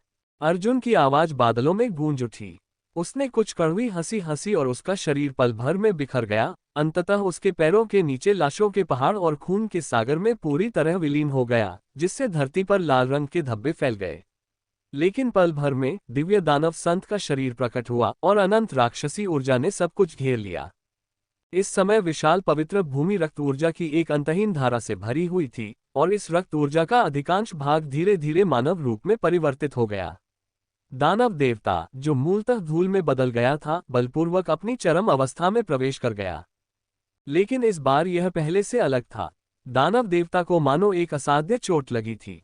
एक अत्यंत विचित्र गैस का हल्का सा गुबार उसके मन और पेट में लिपटा हुआ था, जो लगातार उसके शरीर को नष्ट कर रहा था। सौभाग्यवश स्वर्गीय दानव संत शरीर और स्वर्गीय दाव शरीर पर्याप्त रूप से मजबूत थे। राक्षसी ऊर्जा और दिव्य दाव ऊर्जा लगातार प्रकट होती रही, जिससे उस विचित्र गैस को नियंत्रित किया जा रहा था। बूम, गड़गड़ाहट। इस दौरान दानव देवता का शरीर इसे सहन नहीं कर सका और कई बार खून के थक्के में बदल गया। सौभाग्य से दानव देवता की जीवन शक्ति काफी मजबूत थी। अंततः अपनी सारी जीवन शक्ति समाप्त करने के बाद उसने किसी तरह खुद को बचाए रखा और अपने शरीर पर जमे हुए रक्त के थक्के को साफ कर दिया। एक हल्के से विचार के साथ ही उसकी पहले से ही क्षीण हो चुकी जीवन शक्ति अब उसके शरीर के सबसे गहरे हिस्से से उमड़ पड़ी, अंतहीन लावा की तरह उबलती हुई, लगातार बुलबुले छोड़ती हुई और तुरंत उसके शरीर को भर देती हुई। मुझे इसका एहसास हो रहा है। मुझे किसी दूसरे लोक की शक्ति का एहसास हो रहा है। अर्जुन ने धीरे से अपनी आंखें बंद की और ये शब्द बोले। अगले ही पल उनकी आभा लगातार प्रबल होती गई, मानो एक विशाल प्रचंड सूर्य की तरह अपने चरम पर पहुंच गई हो। उनकी प्राण ऊर्जा के तापमान ने पृथ्वी को वाष्पीकृत कर दिया, सब कुछ राख में बदल दिया। शून्य उनके शरीर को समाहित नहीं कर सका और स्वर्ग और पृथ्वी के नियम उनकी ओर उमड़ पड़े, मानो उनके शरीर की गहराई में विलीन होने के लिए होड़ कर रहे हों। और इसी कारण उसका विश्व बीज और अमर निवास गुप्त क्षेत्र पूरी तरह से एक में विलीन हो गए। मानव क्षेत्र, जो मूल रूप से 3 क्षेत्रों में से एक था, अब केवल ऊपरी दुनिया के समान रह गया था। लेकिन उनकी सफलता के बाद कई दिव्य दावों और अनगिनत जीवों की विस्मय भरी निगाहों के नीचे विशाल भूभाग और विभिन्न नियम निरंतर रूप से फैलते रहे, जो लगभग असंख्य थे। पलक झपकते ही मानव जगत में एक उजाड़ लेकिन विशाल भूभाग स्थित था। बादलों के ऊपर विराजमान श्वेत सम्राट अवतार इस दृश्य को शीतलता से देख रहे थे। उन्होंने नन्हे कुनपेंग द्वारा गर्म की गई चाय ली, कुछ घूंट पिए और शांत भाव से कहा, अच्छा, वास्तविक शरीर ने प्रवेश कर लिया है। भीतर के नियम और ऊर्जा इतनी विशाल हैं कि अप्रत्यक्ष रूप से तीनों लोकों का विस्तार हो रहा है। जो मूल रूप से केवल एक ऊपरी लोक के समान भूमि थी, वह अब मूल लोक के आकार का लगभग 10वां हिस्सा है। उद्धरण चिन्ह। आगे और अधिक आस्था शक्ति प्राप्त की जा सकती है। ये वाकई एक अच्छी बात है। जैसे ही उसने ये शब्द कहे, वहां तैनात कई दिव्य दाव, जो नन्हे कुनपेंग पर ध्यानपूर्वक नजर रख रहे थे, संसार में आए परिवर्तनों को देखकर चकित रह गए। वे तुरंत अवाक और बेहद स्तब्ध हो गए। ये बच्चा सचमुच एक राक्षस है। एक्सट्रीम स्टार ट्विन सैंड सचमुच बहुत भाग्यशाली हैं। उन्हें अपना उत्तराधिकारी बनाने के लिए ऐसा राक्षस कहां से मिला? चियांग हेवनली दाव ने जोर से कहा। कई स्वर्गीय दावों ने एक दूसरे की ओर देखा, फिर एक साथ दिल खोलकर हंस पड़े। वे जानते थे कि अर्जुन उन्हें नहीं मारेगा, और शक्तिशाली बन जाने के बाद भी वह उन्हें रिहा कर देता था। इसलिए तब से वे पूरे मन से उसकी सहायता करेंगे। अध्याय 708 कैंडिक सुआन क्षेत्र का दंड और उपहार।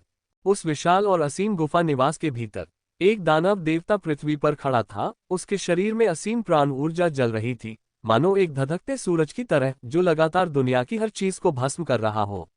उसने एक छोटा सा कदम आगे बढ़ाया और उसके पैरों के नीचे लाशों के अंतहीन पहाड़ और खून के सागर प्रकट हो गए।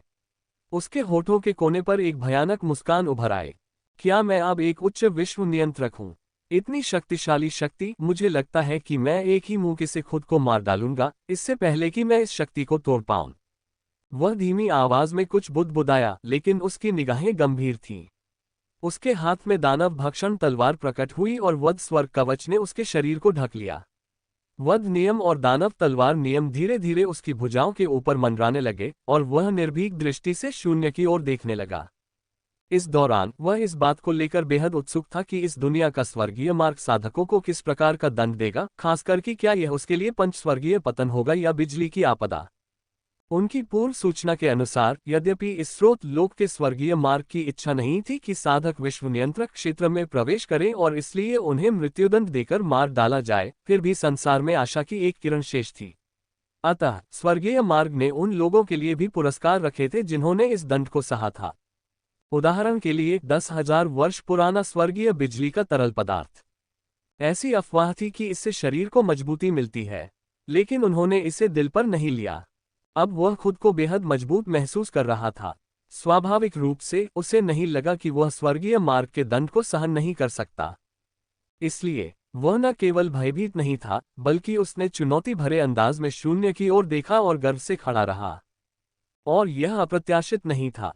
महज आधे घंटे के भीतर, जब उसने अपनी आभा को मजबूत होते हुए महसूस किया और विभिन्न साधनों का उपयोग करने में सक्षम होते हुए, शून्य में काली आंखों की एक जोड़ी प्रकट हुई, जो किसी भी भावना से रहित थी, लेकिन असीम आंखों की गहराई में चमकदार सुनहरी बिजली निकली। इसके भीतर बिजली की हर एक किरण एक लोअर वर्ल्ड कंट्रोलर को मार सकती है। ऐसी बिजली गिरना असाधारण था। यह क्या है? जब अर्जुन ने ये दृश्य देखा तो उसने भौहें चढ़ा ली। उसे लगा कि कुछ गड़बड़ है। जो स्वर्ग और पृथ्वी से चोरी करता है, उसे बिजली की असंख्य विपत्तियों का सामना करना पड़ेगा। आकाश और पृथ्वी में एक विशाल और असीम आवाज गूंज उठी। उसकी विस्मय भरी निगाहों के सामने, हालांकि सुनहरी बिजली अभी भी जोर से नीचे नहीं गिरी थी, आकाश में एक भयानक आभा थी जो उसे जबरदस्ती दबाना चाहती थी, यहां तक कि उसे वहीं घुटने टेकने पर मजबूर कर देना चाहती थी। इस संबंध में अर्जुन स्वाभाविक रूप से ऐसा नहीं कर सकता था। मनुष्य के घुटने सोने के बराबर होते हैं। माता पिता के सामने घुटने टेकना सामान्य बात है, लेकिन ये तो एक स्रोत लोक का दिव्य मार्ग था। हालांकि उसे मारना पलक झपकते ही आसान होता, लेकिन उसका स्वाभिमान अटूट था। वह आसानी से घुटने नहीं टेक सकता था, इसलिए उसने दांत पीसकर सहन किया, लेकिन उसकी आभा लगातार मजबूत होती गई, जिससे उसने बड़ी मेहनत से जो गति बनाई थी, वह इस क्षण पूरी तरह से नष्ट हो गई।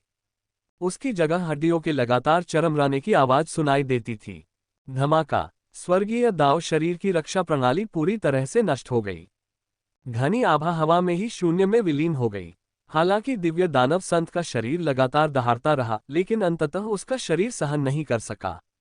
खून लगातार बहता रहा और तभी शून्य में मौजूद सुनहरी बिजली अंततः नीचे उतरी। दरार दरार। एक ही झटके में निम्न जगत के नियंत्रक को मृत्यु के घाट उतारने में सक्षम बिजली धरती पर जोर से गिरी। वहां अंतरिक्ष में अनगिनत दरारें पड़ गईं, अराजक ऊर्जा लगातार उमड़ती रही और ऐसा लगा मानो सब कुछ अपने अंत की ओर लौट रहा हो। अर्जुन बेहद हैरान रह गया। वह बचने ही वाला था कि उसने देखा कि सुनहरी बिजली लगातार एक के बाद एक सुरक्षा कवच और ध्वनि रोधक आवरणों को भेदती जा रही है। अंततः इसने जबरदस्ती उसके किलिंग एरे को नष्ट कर दिया। वह उसे, एक बाहरी व्यक्ति को, पूरी तरह से जबरन नष्ट करना चाहता था। गड़गड़ाहट। पलक झपकते ही सुनहरी बिजली उसके शरीर पर गिरी, जिससे उसे असहनीय पीड़ा हुई और उसकी आत्मा लगातार कांपने लगी। वह दर्द से कराह उठा। उसके शरीर से लगातार राक्षसी ऊर्जा निकल रही थी, मानो उसके घावों को भरने की कोशिश कर रही हो, लेकिन दिव्य बिजली की इस हल्की सी किरण में दिव्य मार्ग के नियम समाहित थे, जिससे घाव लगभग अमिट हो गए। राक्षसी ऊर्जा बेकार थी। इस बिजली से बचा नहीं जा सकता, इसे सहन करना ही पड़ता है। कुछ देर पहले दिव्य शक्ति ने जो आभा भेजी थी, जो मुझे दबाने के लिए थी, वह मेरे अहंकार को दबाने के लिए थी। साधक जिस चीज के लिए संघर्ष करते हैं, वह आत्मा की एक सांस होती है। अगर मेरी गति इंद्रधनुष जैसी होती, तो शायद मैं इतना अचंभित न होता। इस दुनिया की दिव्य शक्ति सचमुच बहुत चालाक है। अर्जुन ने दांत पीसते हुए दहाड़ लगाए और 10,000 फुट लंबा एक राक्षसी शरीर प्रकट हुआ। उसने लाशों के ढेर और खून के सागर पर कदम रखा, हाथ में दानव भक्षण तलवार उठाए और सुनहरी बिजली की ओर धावा बोला। उसके शरीर पर मौजूद वधकारी स्वर्ग कवच ने 12 झोल संहार सरणी को भी संघनित कर दिया। इन दोनों के संयोजन से उसके शरीर से विनाश की एक अत्यंत भयानक आभा निकली।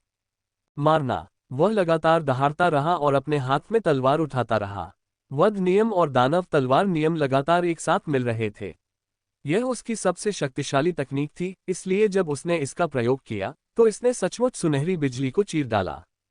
लेकिन इससे पहले कि वह खुशी मना पाता, और भी सुनहरी बिजली दिखाई दी।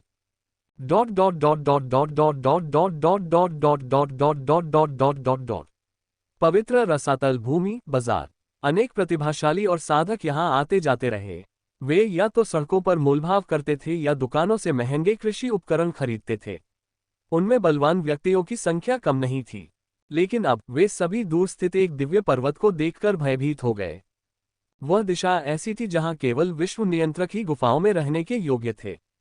हालांकि प्रवेश द्वार बेहद छोटा लग रहा था, भीतर एक अलग ही दुनिया थी। उस दिव्य पर्वत पर 361 गुफाएं फैली हुई थीं, जिनमें से प्रत्येक का आकार किसी परलोक से कम नहीं था। लेकिन अब इनमें से एक गुफा विनाश के कगार पर प्रतीत हो रही थी। कई किसान इतने भयभीत हो गए कि वे बोलने की हिम्मत ही नहीं कर पाए। उन सभी ने मुंह भर लार निगल ली।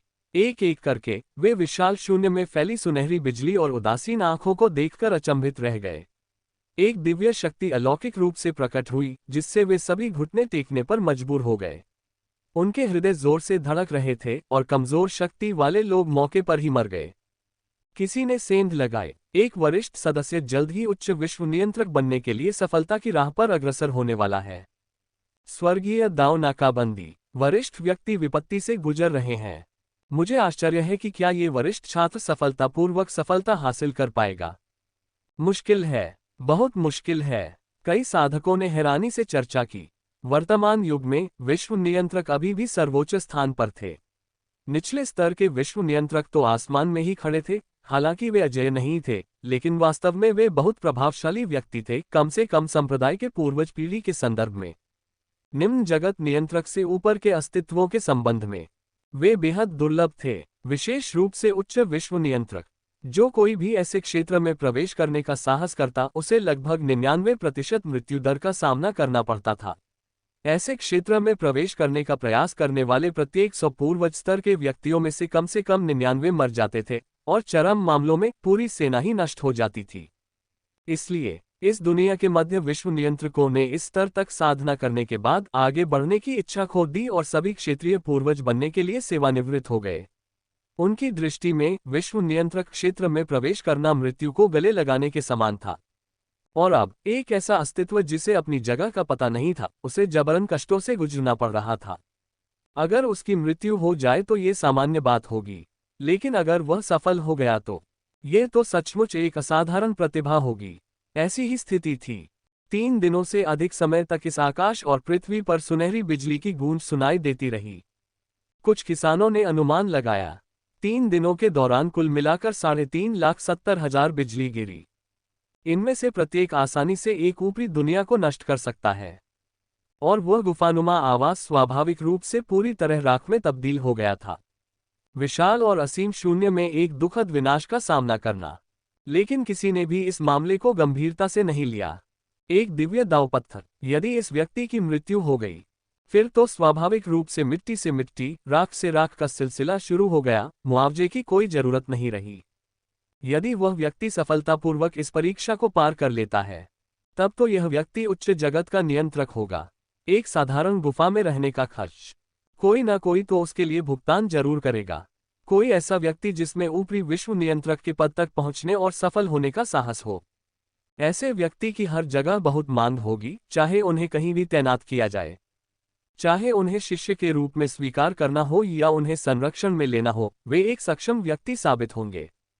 इसलिए जब कई साधकों को यह आभास हुआ कि परम दिव्य शक्ति लुप्त हो गई है, तो उन्होंने एक दूसरे की ओर देखा। उनकी आंखें एकदम लाल हो गईं।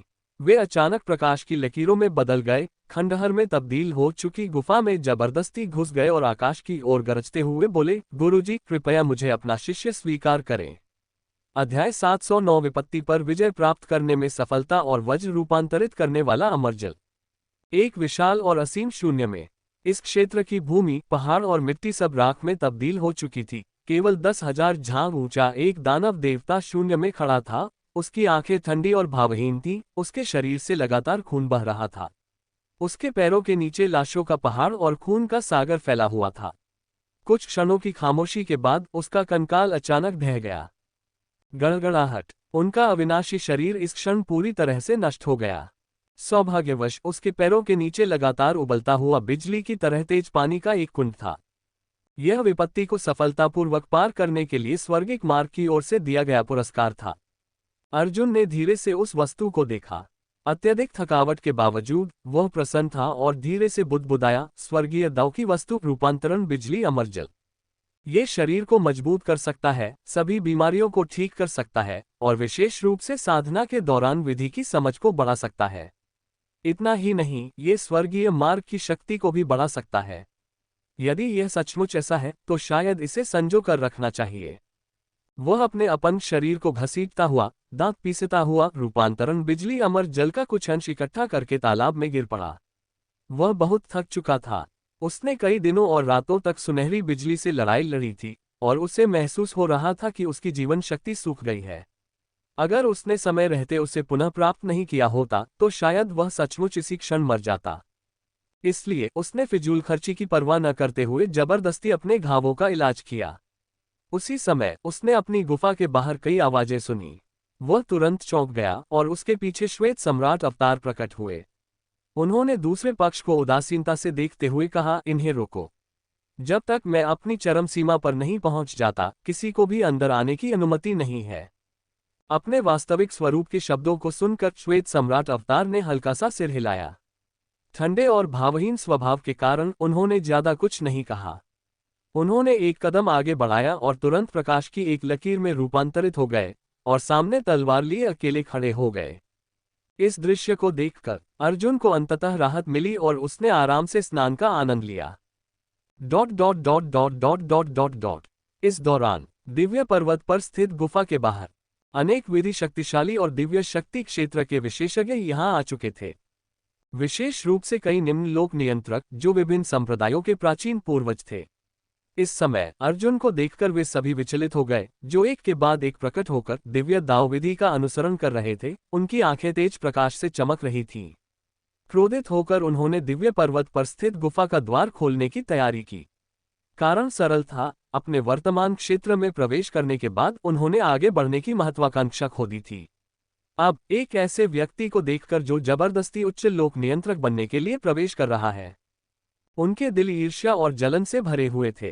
क्या अतीत में वे भी अदम्य अहंकार वाले विलक्षण प्रतिभावान लोग नहीं थे, जो शक्तिशाली क्षेत्रों में प्रगति करते हुए, यहाँ तक कि एक समय अपने युग में अजेय थे, जिनका मुकाबला लगभग कोई नहीं कर सकता था। हालांकि करोड़ों वर्षों के बाद उनमें स्वर्गीय मार्ग के दमन के प्रति एक तरह का भय विकसित हो गया था, जिसके कारण उनकी सफलता में देरी हुई। किसी और को सफलता प्राप्त करते देख, संयोगवश ही सही, उनमें उसे अपने साथ शामिल करने की इच्छा जागृत हुई। अब वे सब यहाँ एकत्रित हो गए। स्वाभाविक रूप से वे ये देखने के लिए तैयार थे कि उस असाधारण व्यक्ति का जीवन किस प्रकार का था। बूढ़े भूत वे, तुम फिर आ गए। पिछली बार जब वह दाववादी अपनी परीक्षा में असफल हुआ था, तो तुम सबसे पहले वहां पहुंचे थे और उसके अवशेष छीन लिए थे। तुमने सचमुच बहुत कुछ हासिल किया, मोटे ताजे और समृद्ध हो गए। क्या तुम इस बार फिर हमसे मुकाबला करने वाले हो? एक संप्रदाय के एक बूढ़े पूर्वज ने आकाश की ओर गरजते हुए अपने सामने खड़े मोटे ताजे विश्व नियंत्रक को देखा, जिसका शरीर चमकते रत्नों से सजा हुआ था और जो लगातार उसका उपहास कर रहा था। यही तो बात है। जो लोग ऊपरी दुनिया के नियंत्रक बनने का साहस करते हैं, उन सभी ने धन दौलत जमा कर ली है, और यहाँ तक कि कई विपत्ति पार करने वाले जादुई खजाने भी। मेरी किस्मत खराब थी, आखिरी विपत्ति पार करने वाला जादुई खजाना बिजली के प्रकोप में नष्ट हो गया, इसलिए मुझे वह नहीं मिला। ज्यादा से ज्यादा मुझे बस कई दिव्य दाव पत्थर मिले। अगर मेरे सामने बैठा ये दाववादी मर जाता है तो उसके जादुई खजाने छीनकर मैं उसे दफना सकता हूँ। क्या ये सामान्य नहीं है? ओल्ड घोस्टवे डेमोनिक सेक्ट से आया था और एक पीढ़ी का महान दानव था। साधना के लिए उसने एक बार अरबों जिंदगियों का बलिदान दिया था, जिससे उस पर अनगिनत रक्त ऋण जमा हो गए थे। हालांकि उसकी अपार शक्ति के कारण किसी ने भी उससे बदला लेने की हिम्मत नहीं की। इसलिए वह अब भी ऐसे कार्यों में लिप्त रहता है जो उसके कर्मफल को नुकसान पहुंचाते हैं, जैसे कि विपत्ति से गुजरने वालों के जादुई खजाने छीनना या गंभीर रूप से घायल उच्च लोक नियंत्रकों पर घात लगाना। वह चाहे कहीं भी हो, अंततः उसे नापसंद किया जाता है। उसे पहले से ही सब कुछ पता था, इसलिए उसने कुछ बार घुरघुराते हुए दुष्टतापूर्ण मुस्कान के साथ कहा, इसके अलावा साथी दाववादियों को शायद ये पता न हो कि इस बूढ़े पूर्वज ने हाल ही में एक बच्ची को गोद लिया है। ये बच्ची 9 यिन राक्षसी शरीर वाली है, जो राक्षसी मार्ग का अभ्यास करने के लिए एकदम सही है। दुर्भाग्य से उसके पास संसाधनों की कमी है, नहीं तो ये दुबला पतला बूढ़ा पूर्वज उस बुजुर्ग की गुफा में जाने का जोखिम क्यों उठाता। अब आइए सच्चाई को अपनी आंखों से देखें। चाहे उसे भर्ती करना हो या उसके अवशेषों को छीनना हो, अंततः ये हमारे लिए उपयोगी ही होगा। ये सुनकर अन्य संप्रदायों के वृद्ध पूर्वजों ने उपहास किया, परंतु वे सब मौन रूप से सहमत थे। इस मूल लोक में साधकों के लिए दंड बहुत कठोर था। बिजली की आपदा से पार पाने के लिए कितने ही शक्तिशाली व्यक्तियों ने स्वर्गीय मार्ग का प्रतिरोध करने के साधन के रूप में आपदा पार करने वाले जादुई खजाने बनाए थे। इसलिए जिन लोगों ने कष्टों का सामना करने का साहस किया, उनमें से अधिकांश के पास कष्टों को पार कराने वाले अनेक जादुई खजाने थे। अब किसी को कष्टों से गुजरते देखकर वे स्वाभाविक रूप से उनके पास उमड़ पड़ते थे, न केवल उच्चतर लोकों में प्रवेश करने के लिए, बल्कि उनके वंशजों को भी सहायता प्रदान करने के लिए जब वे उच्चतर लोकों के नियंत्रक बनने के लिए प्रवेश करते थे। किसने सोचा होगा कि एक प्रतिष्ठित संप्रदाय का पूर्वज दूसरों के अवशेषों को छीनकर संकटों से मुक्ति दिलाने वाले जादुई खजाने को लूट लेगा। ऐसे तरीके बेहद शर्मनाक और कर्मफल के लिए वास्तव में हानिकारक हैं। एक धर्मप्रायण संप्रदाय के एक वृद्ध पूर्वज ने व्यंग्यपूर्वक कहा, जिस पर उनके आसपास के कई विश्व नियंत्रकों ने उपहास किया, ऐसी विधियां करोड़ों वर्षों से चली आ रही हैं। आज के प्रसिद्ध शक्तिशाली लोगों में से किसने दूसरों के अवशेष नहीं छीने हैं? कर्मफल को हानि पहुंचाने की बात ही क्या। हम विश्व नियंत्रक हैं जो पहले से ही अमर और अविनाशी हैं, कर्म बंधनों से लंबे समय से मुक्त हैं। ऐसी विधियां केवल उच्चतर लोकों को प्राप्त करने के लिए हैं। भाग जाओ। जब अनेक विश्व नियंत्रक आपस में चर्चा कर रहे थे, तभी उन्होंने देखा कि दिव्य शक्ति और विधि जगत के अनेक शिष्य सामने एकत्रित होकर विश्व नियंत्रक के एकांतवास से बाहर आते ही उन्हें अपना गुरु मानने के लिए तैयार थे। ये देखकर अनेक संप्रदायों के वृद्ध पूर्वजों ने भौहें चढ़ा ली, विशेषकर एक प्रचंड स्वभाव वाले, सूर्य के समान तीव्र ज्वालाओं से घिरे हुए ने कई बार घुरघुराहट भरी आवाज निकाली। दिव्य शक्ति क्षेत्र के कई विशेषज्ञ पीड़ा से चीख उठे। तीव्र प्रकाश से उनके शरीर छिन्न भिन्न हो गए और वे कंकाल में बदल गए, जबकि शेष लौ पावरहाउस भयभीत हो गए और इस स्थान पर रहने की हिम्मत नहीं कर पाए,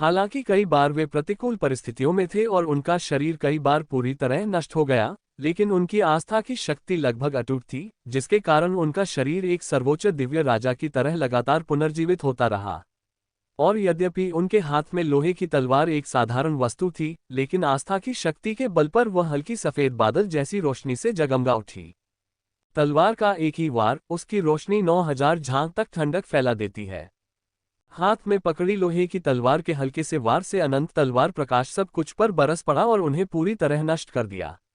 शून्य निरंतर कांप उठा और अराजकता की ऊर्जा लगातार उमड़ती रही। एक विश्व नियंत्रक समय रहते बच निकलने में असफल रहा और उसका शरीर मौके पर ही चकनाचूर हो गया।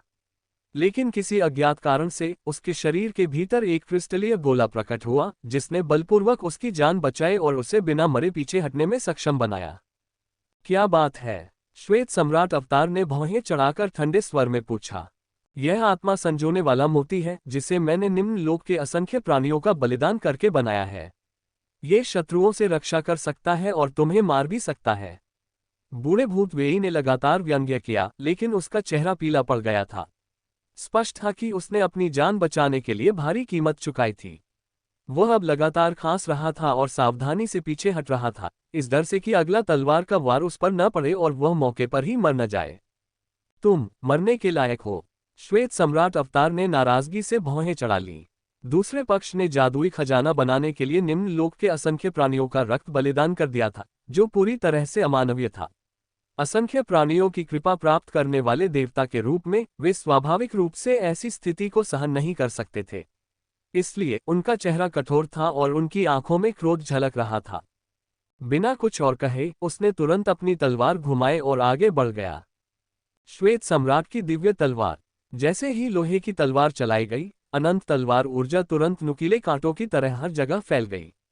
तलवार ऊर्जा से बने श्वेत सम्राट एक के बाद एक नियमों को रौंदते हुए कई विश्व नियंत्रकों पर बलपूर्वक टूट पड़े। Dot dot dot dot dot dot dot dot. ऐसी चौंकाने वाली स्थिति ने स्वाभाविक रूप से अर्जुन का ध्यान आकर्षित किया। हालांकि वह इस समय रूपांतरण बिजली अमर जल से उपचार करवा रहा था, फिर भी उसने गुफा के बाहर की स्थिति पर नजर रखी। अब कई विश्व नियंत्रकों के प्रकट होने पर वह भौहें चढ़ाए बिना नहीं रह सका। उसने सोचा था कि यद्यपि कांगजुवान क्षेत्र की मानव जाति क्रूर थी, वे मात्र साधना संसाधनों के लिए अपने ही लोगों को नुकसान पहुंचाने की हद तक नहीं जाएंगे। लेकिन अब ऐसा लग रहा था कि वह वाकई गलत था।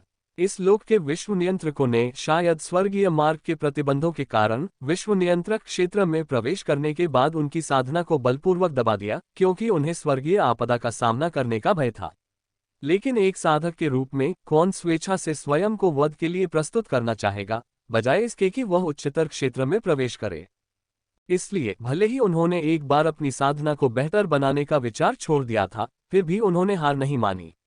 वे लगातार अपनी जाति के अन्य सदस्यों के साधना संसाधनों को लूटते रहे और यहां तक कि सफलता प्राप्त करने के बाद गंभीर रूप से घायल होने पर भी वे अत्यधिक ईर्ष्या के कारण जबरदस्ती स्वर्गीय मार्ग के पुरस्कारों को छीन लेते थे। गंदे कीड़े। अर्जुन ने अपने मन में अत्यधिक असंतोष के साथ भौहें सिकोड़ी। लेकिन वह क्या कर सकता था? वह फिलहाल अपने शरीर को ठीक कर रहा था और कम से कम कई दिनों तक वह कोई भी कार्रवाई करने में सक्षम नहीं था। इसलिए जब उसने श्वेत सम्राट अवतार को 3000 विश्वभ्रमों को निलंबित करते हुए 10,000 झांग दिव्य पर्वत को अपने कंधों पर उठाए हुए और असंख्य विश्व नियंत्रकों की घेराबंदी में लगातार नष्ट होते हुए देखा, तो उसे तत्काल मृत्यु का खतरा भी महसूस हुआ। वह असहाय होकर आह भरने से खुद को रोक नहीं सका और तुरंत दूसरे पक्ष को थोड़ी सी मदद की पेशकश की। दिव्य दाव अवतार, क्या आप अब अपनी चरम सीमा पर लौट आए हैं? वह धीरे धीरे बोला। उसकी आंखें थोड़ी बंद थीं, लेकिन उसे अपने दूषित दिमाग की गहराई से एक बेहद अविश्वास भरी आवाज आने की उम्मीद नहीं थी, जिससे वह आश्चर्य से अपनी एक भौं थोड़ी ऊपर उठा बैठा। अर्जुन, अर्जुन, मेरी बात सुनो बच्चे। ची यांग हेवनली दाव की उत्साहित और अविश्वास भरी आवाज उसके दिमाग में गूंज उठी। वरिष्ठ, आप इतने उत्साहित क्यों हैं? अर्जुन ने समझ न पाने के कारण पूछा। तुम्हारी गुफा के बाहर मुझे एक व्यक्ति की आभा का एहसास है। हा हा हा हा, मैं सचमुच भाग्यशाली हूं कि परदेश में एक पुराने परिचित से मुलाकात हुई। ची यांग हेवनली दाव की जोशीली और बेपरवाह आवाज में आगे कहा गया। मुझे ऐसा प्रतीत होता है कि कम से कम 2 ऐसे प्राणी हैं जिनके शरीर में मेरे द्वारा पोषित रक्त की छाप है, उन्हें मेरे नियम का एक अंश विरासत में मिला है, और उनमें से एक ने तो मेरे द्वारा बनाई गई साधना विधि का अभ्यास भी किया है। जी हाँ, बिल्कुल सही, मैं उनकी आभा को महसूस कर सकता हूँ।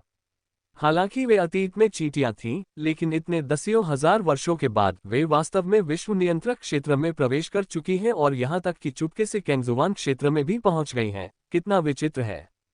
अरे ऐसा है। अर्जुन चकित रह गया। तर्कसंगत रूप से ऊपरी लोक तस्करों के प्रति अत्यंत कठोर था। चाहे वह स्वयं द्वारा पाला पोसा गया कोई प्राणी हो जो दूसरे लोक में तस्करी कर रहा हो, या कोई बाहरी प्राणी जो उसके अधिकार क्षेत्र वाले किसी लोक में प्रवेश कर रहा हो, स्वर्ग एक दाव उन्हें पकड़ते ही निश्चित रूप से एक प्रचंड प्रहार करेगा। लेकिन अब ची यांग हेवनली दाव की दुनिया से केवल एक ही व्यक्ति नहीं बच निकला था, बल्कि कई या शायद सैकड़ों लोग बच निकले थे। आखिरकार यहाँ प्रकट होने वाले विश्व नियंत्रक बहुत कम थे, और अन्य स्थानों पर कई कमजोर नियंत्रक बिखरे हुए हो सकते थे।